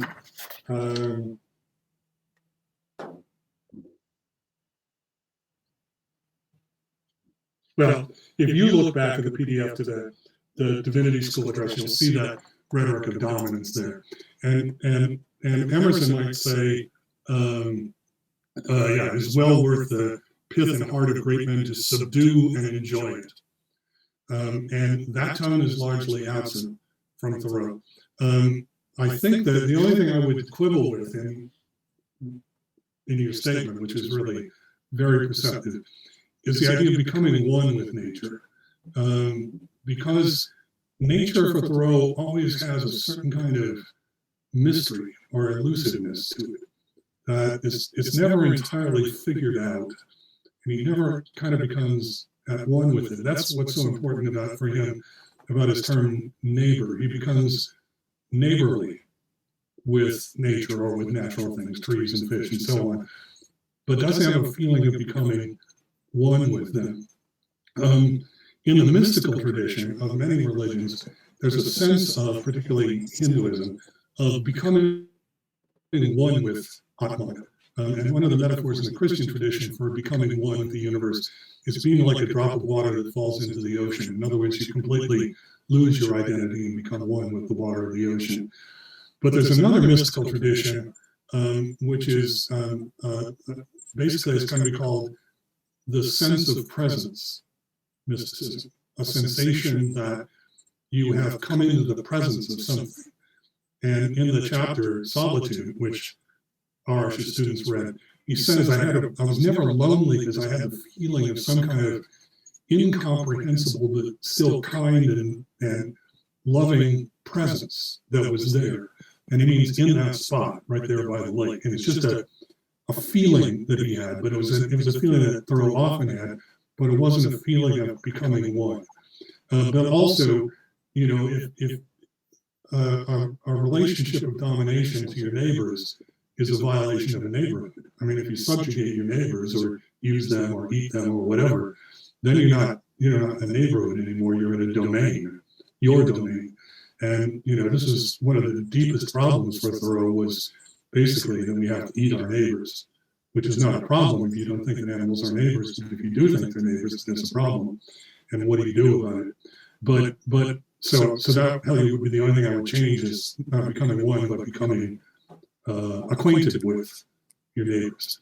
But to go back to where you started, yes, that feeling of dominance is there in Emerson, and even if he doesn't mean literally dominating Native Americans, etc., his politics, particularly in the 1850s when he became more strongly became abolitionist, were pretty good, and he did talk about what was being done to the Indians and so on. So his philosophy wasn't legitimating that, but still there is this tone of dominance, as you put it in it. And this, I think, is the reason that contemporary critical writers are much more drawn to Thoreau than they are to Emerson. So thank you very much, Professor. Would you like to say more, Helia? Or please say more if you'd like. So Helia, if you want, you can just follow up with a comment or a question. No, that was all. Thank you so much. But just one little thing. I want to know that where does Whitman stand? Because Whitman doesn't have that side of a dominance for me in his poems. But I just want to know that it's not as much as Thoreau, but I want to know about where he stands. Thank you. Well, the passages that I included in the PDF, I'm not being completely fair, because that's the very Emersonian side of Whitman. You know, that I become the universe, I assimilate all. It's like, you know, I am the greatest imperialist who ever will live, because everything, he really does believe he becomes one with everything in those passages. But then there are others, to go back to the previous questioner, I'm sorry I forgot your name. Whitman's a very dialectical thinker, so a lot of times he'll be almost like Dickinson. I'm small, you know, I fear being taken over, and it has a more neighborly relation with people around me rather than becoming one with them. So I guess that's another good question, Ellie. I guess I would sort of say, if we look at the entire scope of Whitman's writings, we see kind of both Thoreau and Emerson, but as his career goes on up until the 1890s, he becomes more, you know, in terms of the terminology, he's much more panoramic and much less close in. So thank you very much. I think we can ask the next person in line, Adel. Adel, let me activate your microphone. He's one of my brilliant students.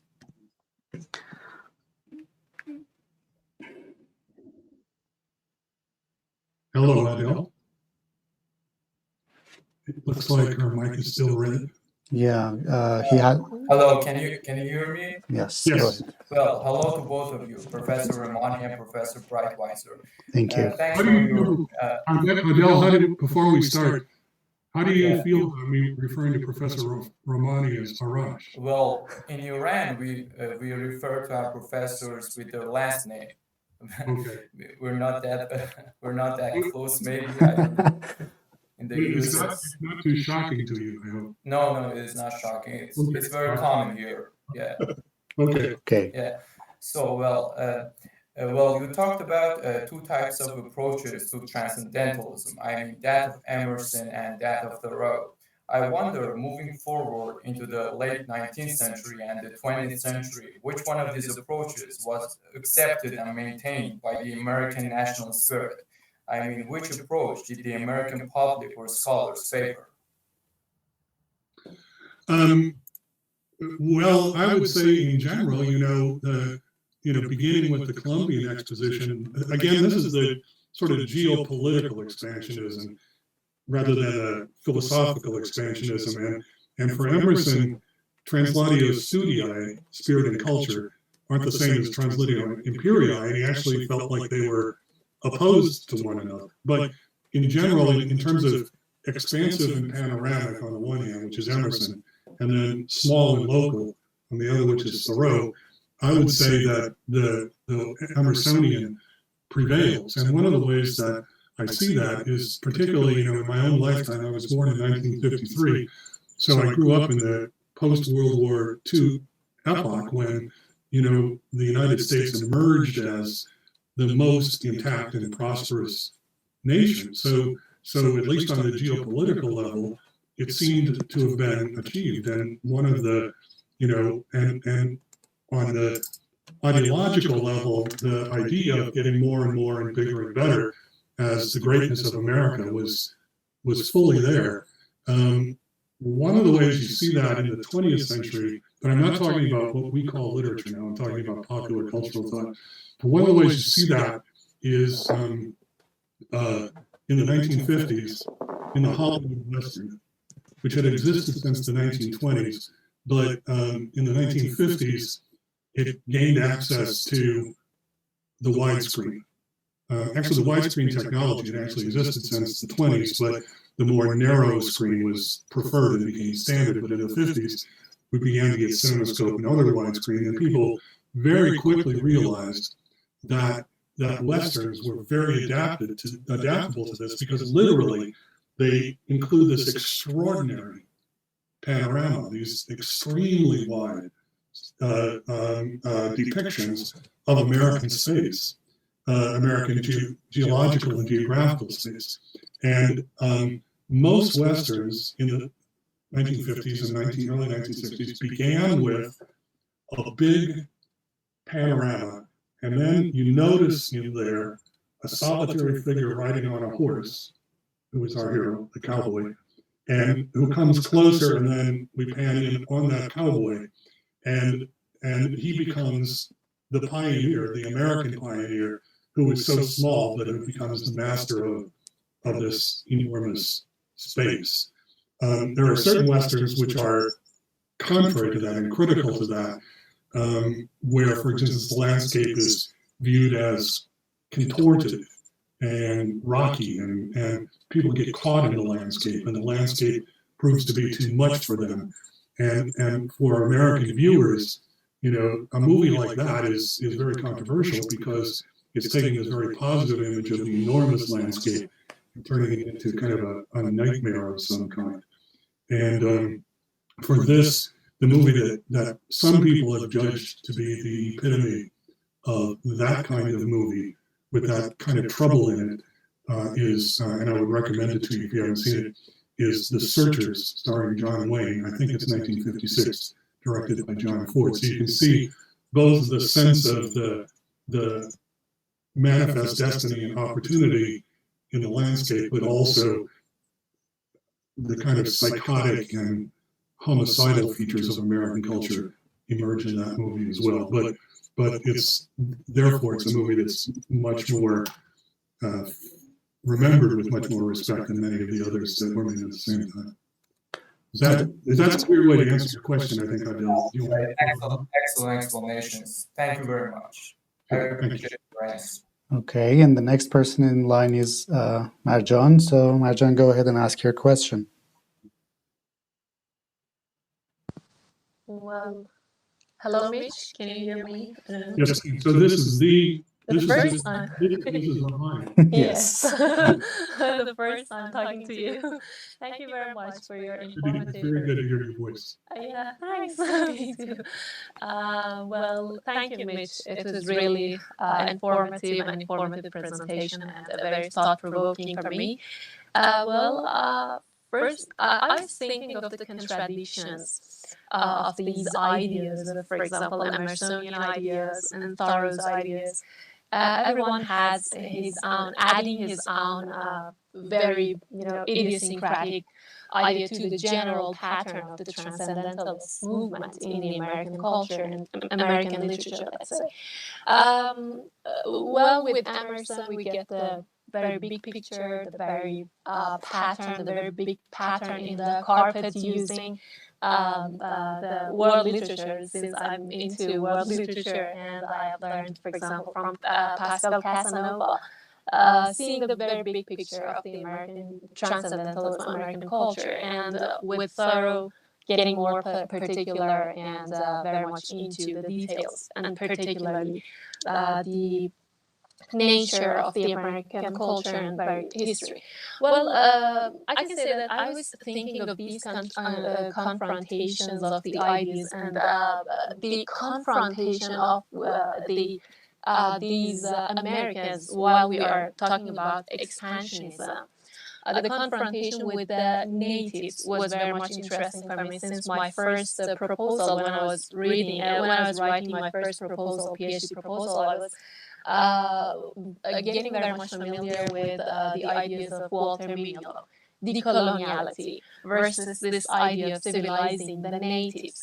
And now I was thinking of the confrontation of the ideas and how the natives were thinking of this American Transcendentalism and the expansionism of the Americans. We know that was a very brutal movement on the side of the colonizers, and we know how, for example, the natives tried to get themselves to de-link themselves. Let's borrow from Mignolo's terms. De-link themselves from this civilization, just maintaining their own identity. But the influence of the natives on this transcendental movement was also interesting for me. I was wondering if there is a book. I'm sure that it doesn't exist, of course, from the 1800 or 1900. I think there's no book, I'm sure, but if there is any recent books written from the aspect of the natives or their influence on the transcendental movement, have you heard any or have you read any about this? Well, the answer to that lies with Thoreau, or the best answer I can give, rather than Whitman or Emerson. There are depictions of Native Americans in Whitman. In one of his poems, he talks about when he was a boy, a Native American woman came to the door of his house, and his mother asked her in, and they became friends. So, and the idea of there in Whitman is that despite the racial difference, there's an absolute equivalence of human significance between the two, and he's very proud of his mother for recognizing that. So and Emerson are referred to as well, but the intensest engagement was Thoreau's. And Thoreau was, in Walden, he'll talk about how when he was working in his bean field and hoeing out the weeds, he would come across arrowheads, and we kind of conquered Merrimack River. He talks about seeing the ruins of places where Indians once lived. So they were constantly on his mind.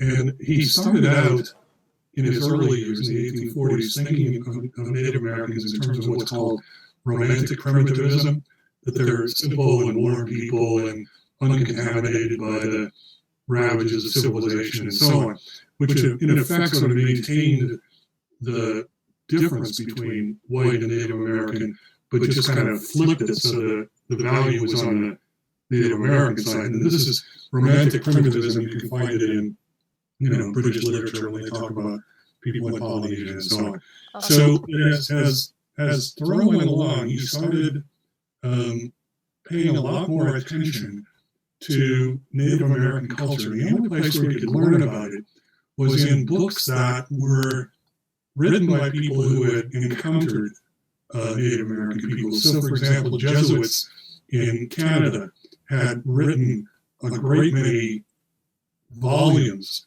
about the Native American people they were trying to convert, and just about their practices, what they did, how they wove baskets, what were their holidays, etc. It's a lot of information that we would probably today call anthropological information.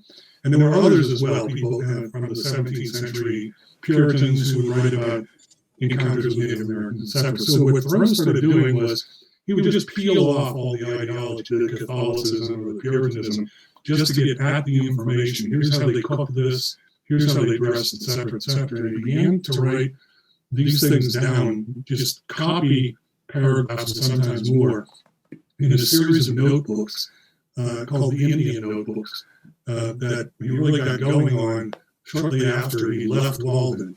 And he really heated up during the time he was finishing writing Walden. But he continued at it throughout his life. So there are actually 10 volumes of notebooks, of notes about how the Native Americans lived. Now, and there's not much explanation that he gives for why he was doing that. I mean, it might just have been, antiquarianism or whatever, but it's a whole lot of work over a whole lot of years that during which time he had a lot of other projects going as well.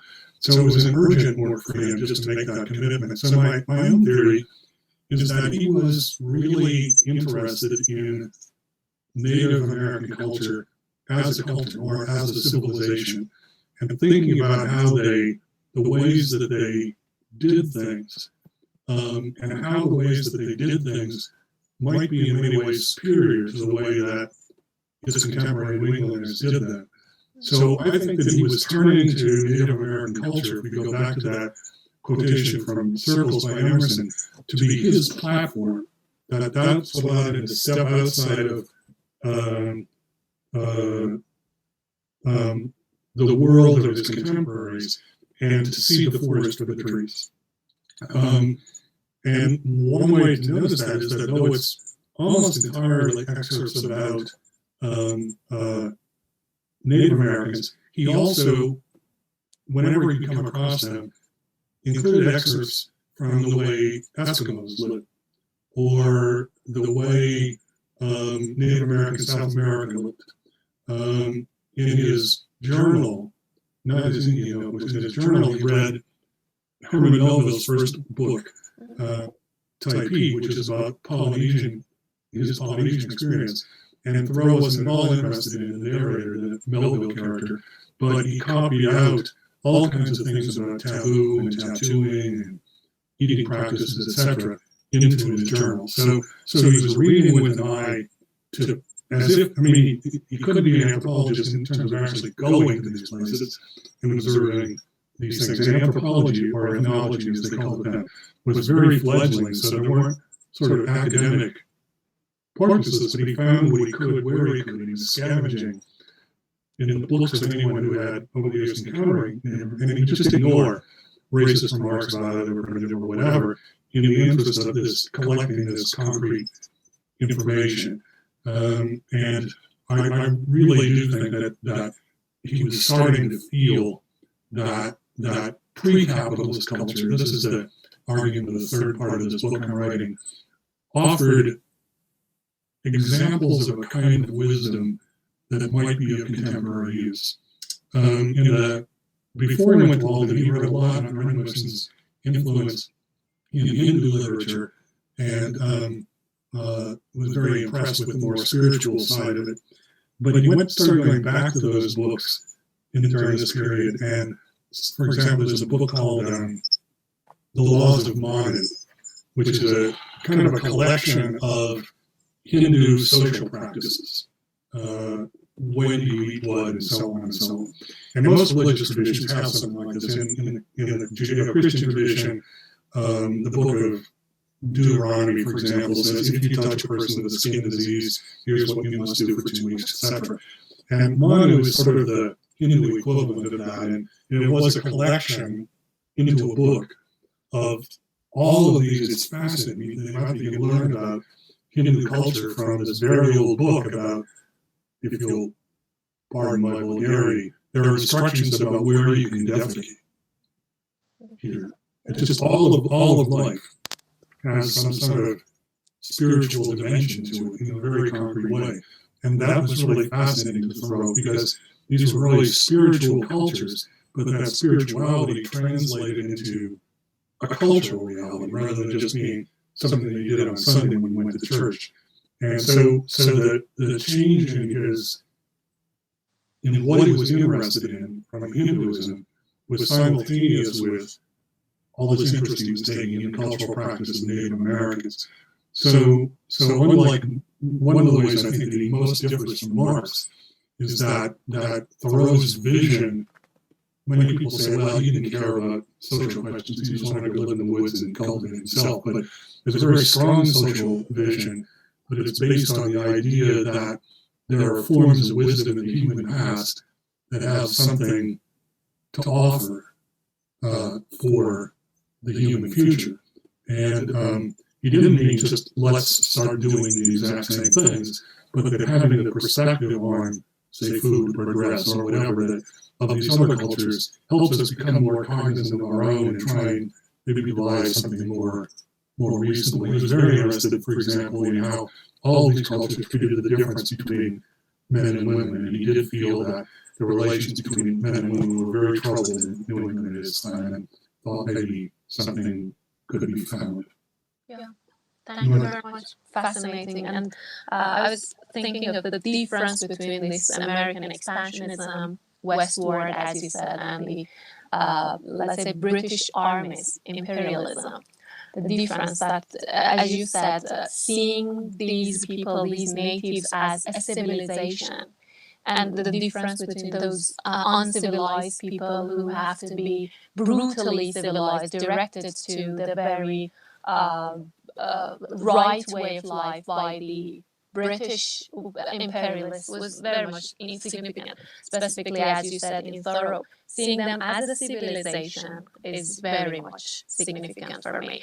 And something, Mitch, you talked about the I just forgot it.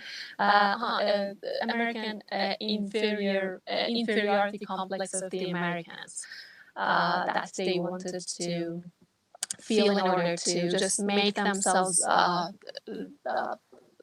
to picture themselves as a very higher civilization, as a very great civilization to their others, let's say.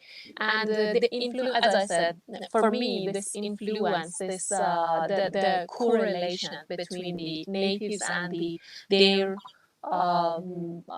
colonizers, maybe not a very good word here, is significant. The influence of, for example, the ideas, the intrusion of the ideas as the noble savage, for them, is very much significant for me. They yearned this inferiority complex, that even they yearned for the noble savage, they're not being contaminated with the civilization.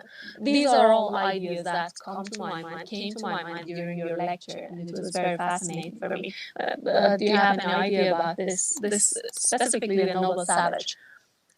Well, those who worked on it was, I'm sorry, Marcia, I interrupted you, go ahead. No. Do you have any idea about this? Was this the influence of the confrontation with the natives, or something that they found, for example, as you said, their emphasis on the wilderness and their, for example, conquering that wilderness, or things like this? Well, one of the arguments that might interest you is the book that I listed by Slotkin, Regeneration Through Violence, because what Slotkin was interested in was how the white people on the frontier felt like they were becoming more Indian in terms of, their ability, how they fought and how they hunted, etc. But not that they were racially degenerating, but that they were picking up concrete skills from the Indians to use against the Indians. So, Natty Bumppo at Pioneers does not fight Indians, but one of the things that's so interesting about him is that he is a white man of English descent who has acquired the lifestyle and the techniques of Native Americans. In that sense, Natty Bumppo is kind of like, to go for a later American corollary, Tarzan, who in Africa acquires the skills of warfare from the Africans, but remains a white man and a civilizer or a conqueror. But Noble Savage, the Native American scholars of Native American culture have talked about that, have always begun with the observation that the idea of the noble savage flourishes in times and places where there aren't many savages anymore. And it's still an idea of a savage rather than a civilized person. It might be more useful to say, not to say what I said, that Thoreau views the Native Americans as a civilization, but rather that at this time, when you study the word culture, culture is moving from high culture, like opera, and courtly masks and things like that, just to what we mean by culture. And so it might be better to say that Thoreau was starting to say that American life was a culture rather than a civilization, and Native American life was a culture rather than savagery, so that there's a certain kind of equality of two cultures, whereas civilization and savage is like this. So he might even prefer the word culture for his own world, because it allows for adjacency. And at one point, when he's in the chapter called Village in Walden, and he's walking into town, he makes a very humorous remark. Says, I walked past this little village of prairie dogs on my left, and then this little village of humans on my right, and they were basically the same to me. And so it's kind of like it's two cultures, in this case, animal and New England, but again with this kind of equality of status. And I think that's what Thoreau is really moving toward. And that insight, when he was writing Walden, he worked on it, started it while he was living at the pond, and worked on it when he got back from 1846 to 1848, and I think, maybe 1849, but then he stopped. He basically just put it on the shelf, and then he came back to it with a whole new attitude and a whole new idea for the book in 1852, and continued working on it till 1854. So somehow this thing that had gone dead on him came back to life. And one of the things that interests me a great deal about Thoreau is, well, what happened to him? What did he realize or think about that brought him back to life on Walden? And I do believe it's this idea of him as a kind of proto-ethnologist in search of other forms of cultural wisdom that kind of got all excited again. Thank you very much. This is really interesting. I enjoyed it. Thank you. Good to meet you. Okay, so thank you very much, Marjan, and also you, Mitch. Let's now go to the next person in line, Daniel. If you're tired, we can just call it a day. And so I'm really worried about... This is my favorite part, so I'm okay, sure. So Daniel, go ahead. If the rest of the people present go to bed as late at night as you do, are yeah, they probably do. Yeah. Daniel, go ahead. Activate your mic and tell us what you think. Sorry, do you have my voice? Yes, we do. Hello, Professor. Greetings. Thank you for this opportunity. Professor, actually...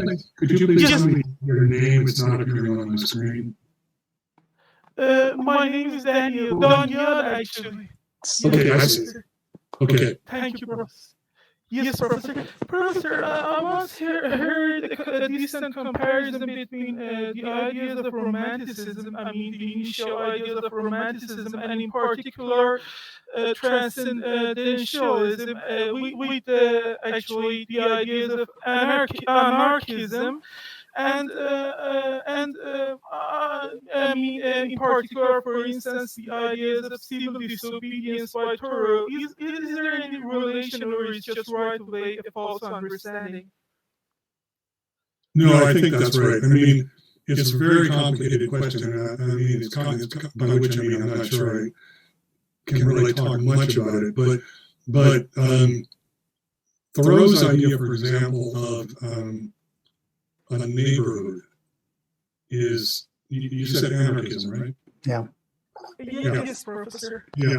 The idea of a neighborhood, of people sort of living together and finding a way, even if they don't like each other much, of keeping things in order and taking care of one another, is very powerful in Thoreau. And it represents a kind of anarchism because, when the sheriff arrested Thoreau for not paying his poll tax, actually paid in order to be able to vote, but you were legally obliged to vote. And Thoreau didn't do it because he objected to the Mexican War, which he saw as a war to annex land and to add a new slave state to the Union so that the Congress couldn't outlaw slavery. So he wouldn't pay the taxes. He said, I don't want anything to do with that. And it's not a huge thing, but a lot of people got really angry about it, and they talked the sheriff into arresting him. And he was in jail for one night, and then Emerson bailed him out. And he was kind of mad at Emerson for bailing him out, But he says, if you look at civil disobedience, which I think is what's on your mind, he says that sheriff was not a good neighbor. And then when he talks about being in the cell, there's this man in the same cell with him who was there because he got drunk and knocked over a lantern in the barn, and the barn burned down. And Thoreau never met him before, and he was of a lower social stratum. But they really had an interesting conversation all night long. And he said, this man, though it was only for a night, was a good neighbor. So there is a kind of a vision of kind of the top-down authoritarianism of, American law, that kind of translatio imperii I was talking about, that shows itself in Thoreau's life in this, basically what he would call an act of sanctioned violence against him for trying to do what he thought was the right thing. And, when he talks about, his neighborhood out of the pond, it's mostly with respect to animals, like the various animals eat his bean plants, and he has an antagonistic relationship with them. But we do sometimes have antagonistic relations with our neighbors. But you do tend to view the neighborhood as a self-sustaining entity without a top-down governance, which is connected to anarchism. There's a new strand of thought, a fairly new strand of thought in ecological thinking called commons theory, which is about times when areas of land were held in common. I mean, you could, if you planted an area that what grew there was yours, but the land wasn't yours, and there were other areas that you could hunt in and they were open to the public. And this was brought to an end in Europe, beginning really back at the beginning of the Renaissance with the enclosure movement, where land was enclosed, and this land belongs to the Lord, and the local feudal lord, and you can't hunt on it. It's closed off, and so the destruction of the commons is thought of as a movement that kind of closed down a lot of what we might think of today as kind of local anarchistic social organizations. And so your question is about Transcendentalism and Americanism and British Romanticism in general. And this is just what comes most to mind for me in response to your question. So I'm only going to really be able to answer a small piece of it like that, but it's an excellent question. Much of my thinking on this, there's one book that really revolutionized my thinking about Thoreau's social thought, and it's a book called The Great Transformation, and it's written in the 1950s by an immigrant scholar, immigrant to the U.S. named Karl, K-A-R-L, Polanyi, P-O-L-A-N-Y-I. And Polanyi had a fair bit of influence on thinking in the 50s, and then kind of fell onto the wayside in the 60s, but now that book is having a major resurgence among ecological thinkers, and he talks a lot about the commons and the enclosure of the commons, etc. So just for your question, but for anyone else listening who would like to see where my interest in Thoreau's social thinking, including what I mentioned in response to Marjan's question about Native Americans, is Polanyi that really influenced me. One of the things that to know about Thoreau and Emerson is that Concord, which is, I believe, about 50 miles outside Boston, was when they were young, or when Thoreau was a boy and Emerson was younger, was pretty isolated. You really pretty much only knew other people from Concord and people who lived on farms around it, and people farmed, for their own sustenance and for a certain degree of exchange. But as Boston grew, Boston needed more food and it needed more wood for burning and also for building ships, etc. So the market comes to Concord from Boston, and Concord, as an economic entity, is utterly transformed in order by producing for Boston. So they're growing things that Boston needs. They're cutting down forests because the wood closer to Boston is now depleted.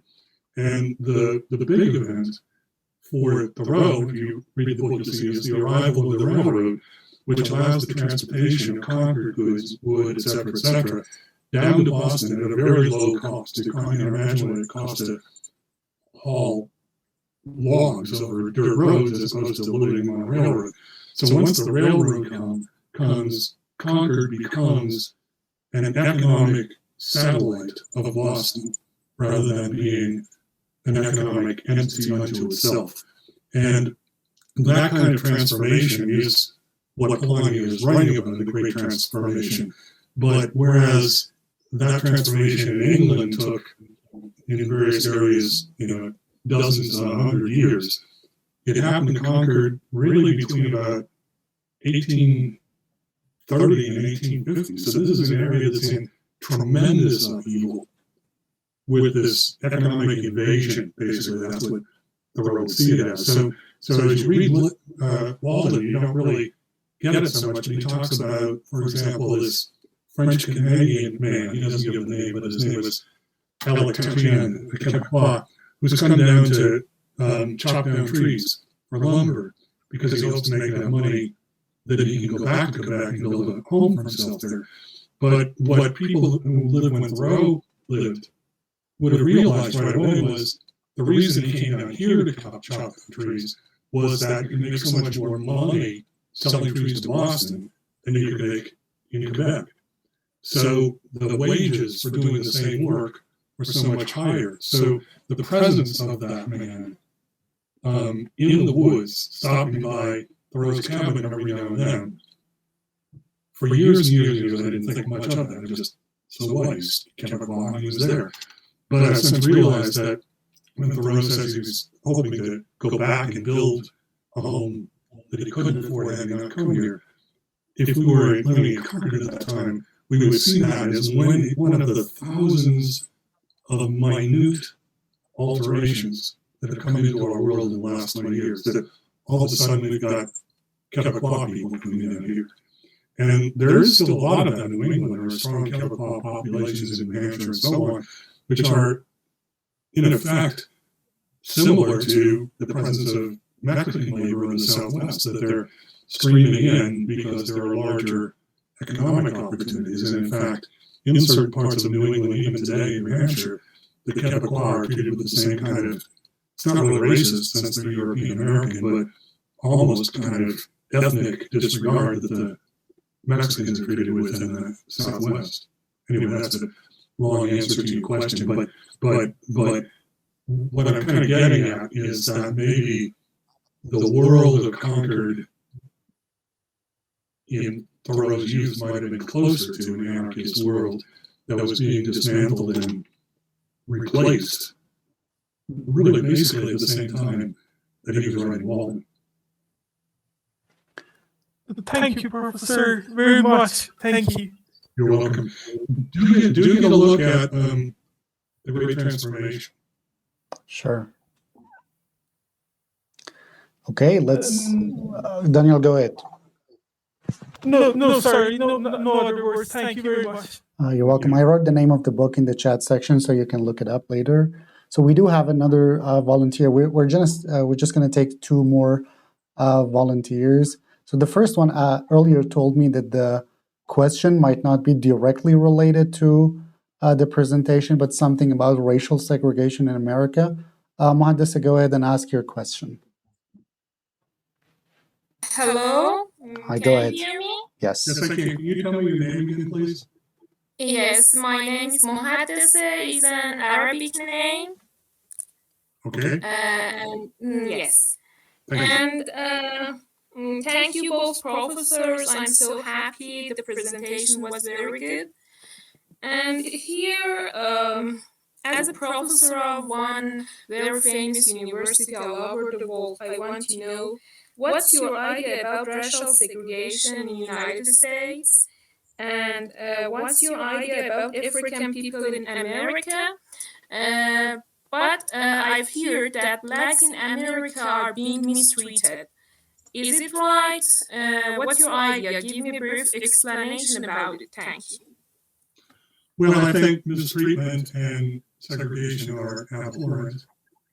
That was more commonly held by Americans when I was young, maybe, than it is now. Segregation is not a new feature of, you mean spatial segregation, like living in different parts of town, or do you mean like, segregation of like the 1950s where black people couldn't come into certain restaurants? That's now illegal, so that's gone. But it's still the case that there are different races, because it's not just black people, it's also Asian American people, Native American people, Middle Eastern American people, Native American people are less blended than in the United States than is often thought. And particularly the violence that we've seen in recent years against black people and the rise of the Black Lives Movement has, for me, been, and here I'm not speaking as a professor, just as a person, shocking and frightening, because I grew up at a time when everyone felt that was on the wane. And, the reason it's back is that we never really engaged with it.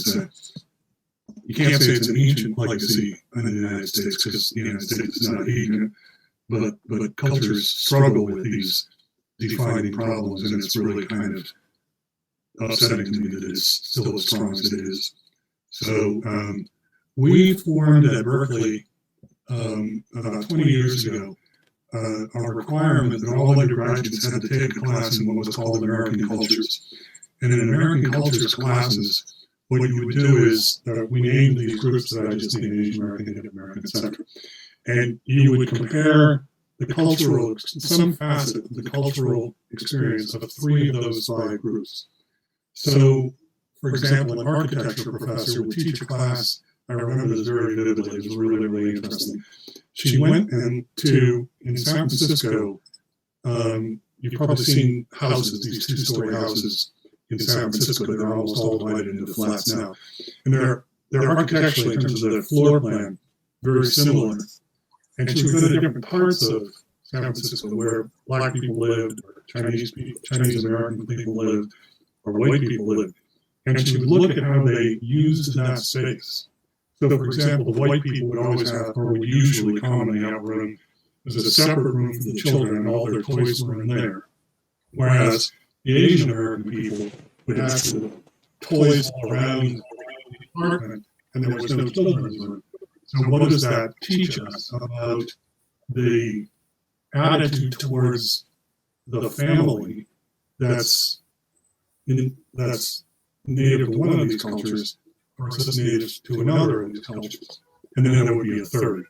So what we really learn from these classes, take a slice of life and learn about how, whatever group you were from, that the way that your group did it was only one of the three different possibilities of doing it. And racism was not an explicit part of American culture classes. It's a question to deal with it, but it's actually closer to what I was saying about Thoreau studying Eskimos and Native Americans and all Native people. It's just looking at his understanding that American culture is not a single dominant culture, but actually a plurality of cultures that are somehow sometimes learning how to relate to each other well, and sometimes relating to each other poorly. But that when it's a slogan among certain segment of the American population, make America great again. The notion behind American culture's requirement, what exactly do you mean by America? Yeah. So go ahead. Okay, thank you. I think it's enough. Thank you, and that I enjoyed it, and that was a really good presentation. And thank you for your attention and for answering the question. Thank you very much, Mohandas. Thank you. If you would like to, see, I've spoken mostly, with the exception of Margaret Fuller and Emily Dickinson, of Northeastern U.S. white male culture today. If you'd like to look at books that are contemporary to that, but that have some very interesting resemblances and differences, I would suggest that the first autobiography, Frederick Douglass was an escaped slave. It's, pardon me if I'm telling you something you already know, Frederick, and his last name is Douglass. He became very prominent after the Civil War as a politician and public figure, something like Martin Luther King or whatever. But he wrote an autobiography, the first one, and it's titled The Narrative of the Life of Frederick Douglass, which tells the story of being a slave and escaping from slavery. But it's also kind of transcendentalist. It's how he managed to think his way out of the sort of mental oppression that being a slave entailed. So it's actually, and he met Emerson and Thoreau and was familiar with New England circles because he was speaking and writing out there. So that would give you a picture from the outside. And then the other that is frequently paired with it, which of course is here, is another escaped slave named Harriet, Harriet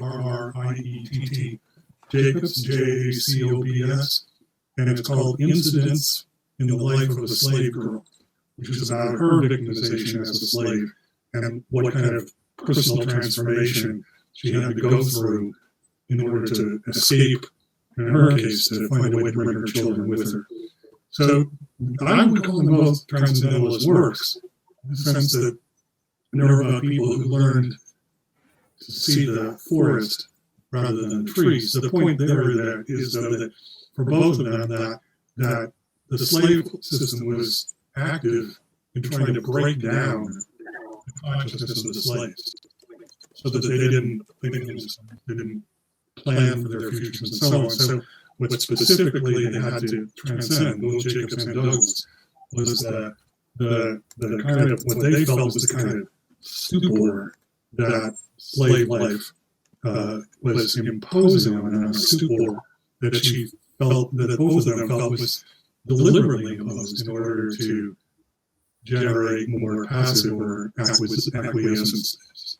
So the answers to your question, I think, are new dimensions to your question would open up for you if you would look at these, and they're both very accessible. Thank you very much. And then Thank you, Professor. you're welcome, Adessa. So we do have one final, and I do just see a family name. So Yazdan Parast, would you please just say your first name and then begin your question or comment? Hi, Professor. Do you have my voice? Yes, we do. Yes. Hello, I am Anna Muhammad, and thank you so much, sir, for your brilliant lecture. I have a question. Can I ask it? Yes. Sure. About this generation of writers in America, what pushed them upon starting a wave of glory which they knew would end someday? I mean, they knew that every wave of glory will end someday, like for Britain, which had Shakespeare at its peak. Ever of such a fate what pushed them toward going onward? I mean, every wave, no matter how much glorious, finally would be wiped out. It's like watching a flower which you watch its brilliant rays, but when you embrace it, you make it immortal. And by end of its glory, it will be withered. This really requires bravery to start such a movement. I wanted to know your ideas.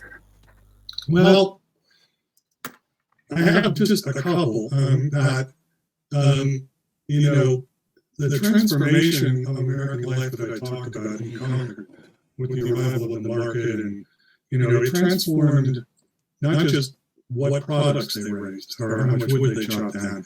It also transformed people internally in terms of, well, what is a good life? Well, a good life is not working to make enough to keep yourself alive so you can live a rich life.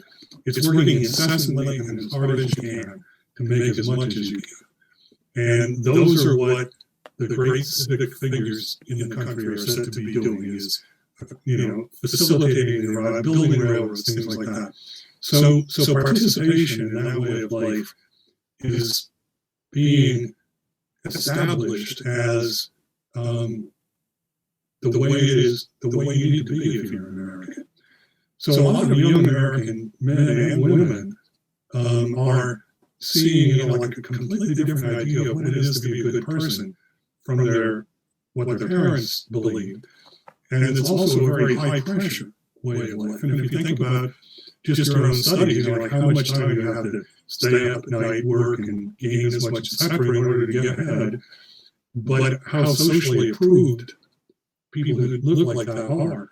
So it's very difficult, I think, even for academics to, you know, detach themselves from what we call workaholism. But at the same time, as this new version of what it is to be a good social person is coming in, deep down inside, Thoreau and Emerson say, there's this well of dissatisfaction that doesn't satisfy me about, in terms of living my life. My heart and my spirit are not gratified by this. But to go back to the quotation I used before, that desperation, I keep quiet about it because everybody else is saying, this is what we're doing, and this is why we're going to be a great culture, and we're going to have railroads that go all the way to California. So you're thought of as, you know, an idler or a lazy person if you're actually sort of living close to the way people lived, maybe even only one generation before. So in those passages in Walden where Thoreau says, you know, some days I would just get up and sit on the step of my cabin and have a reverie until I noticed the sun was going down. That's a shocking thing to say, because that's the sort of person that you're not supposed to be. That's a very aggressive thing for him to be writing about. But in 1837, there would do a number of things. There was a very massive depression. And so all of a sudden, this new way of living was not viewed as a very firm foundation. You know, if you hold that to be the way you should live your life and the thing you devote yourself to, and then the bottom drops out, where are you? You're floating in midair. And many young Americans, and I think this is true now as well with my students, look for some other idea of what is a worthy life. And this depression is the same year as Emerson begins his writing. And people flock to Emerson's lectures because he's offering an idea of the United States that is not based on geopolitical expansion and personal wealth acquisition. And that's where it starts with, is the shock of saying, wait a minute, because the pre-capitalist past, the large-scale capitalist past is not that distant in the past. Its costs, its emotional and spiritual costs are apparent, and all of a sudden its rewards dry up. So where does that leave you? And wanting something else, some kind of other platform to stand on to look at your society. If we move forward past what we've talked about mostly today, but up to around leaves of grass, we've now got the nation splitting in two. So the political violence is again compromising the idea of the United States as a single entity. There was a senator from Massachusetts who was an anti-slavery senator named Charles Sumner, and in the Senate chambers, a Southern senator, I forgot who was offended by Sumner's anti-slavery views, came up to him and started beating him on the head with a cane, and other Southern senators surrounded his desk so nobody could get in and stop the beating. And Sumner was, he incurred brain injuries and was impaired for a couple of years after that, but it was open violence, senator upon senator violence, and so the ability of America, that's just a small piece of what was going on then. So the ability of Americans to base their identity, in this case, on American political cohesion rather than on economic prosperity, was impaired. So I think that these difficulties, and that's a great question, how do a group of writers sort of and thinkers come into being simultaneously, where they're all kind of feeling an echo of one another? And my own best guess is that it has to do with turbulence and instability, which I didn't really talk about because I only talked about the ideology of manifest destiny, etc. But what if you live in a time when you believe in that, you devote yourself to that, and then it turns out to be empty or impossible or seen that way? And what kind of literature grows up? Because it's not just the Transcendentalists. We also have, by the time we get to 1855, Moby Dick, The Scarlet Letter, Uncle Tom's Cabin. We have this other movement in fiction and so on that sort of is associated with Transcendentalism, but has different angles of approach. Okay, well, thank you very much, Professor. I think we can safely assume that everybody who had a question asked their question, so I think it's a good time to just call it a day.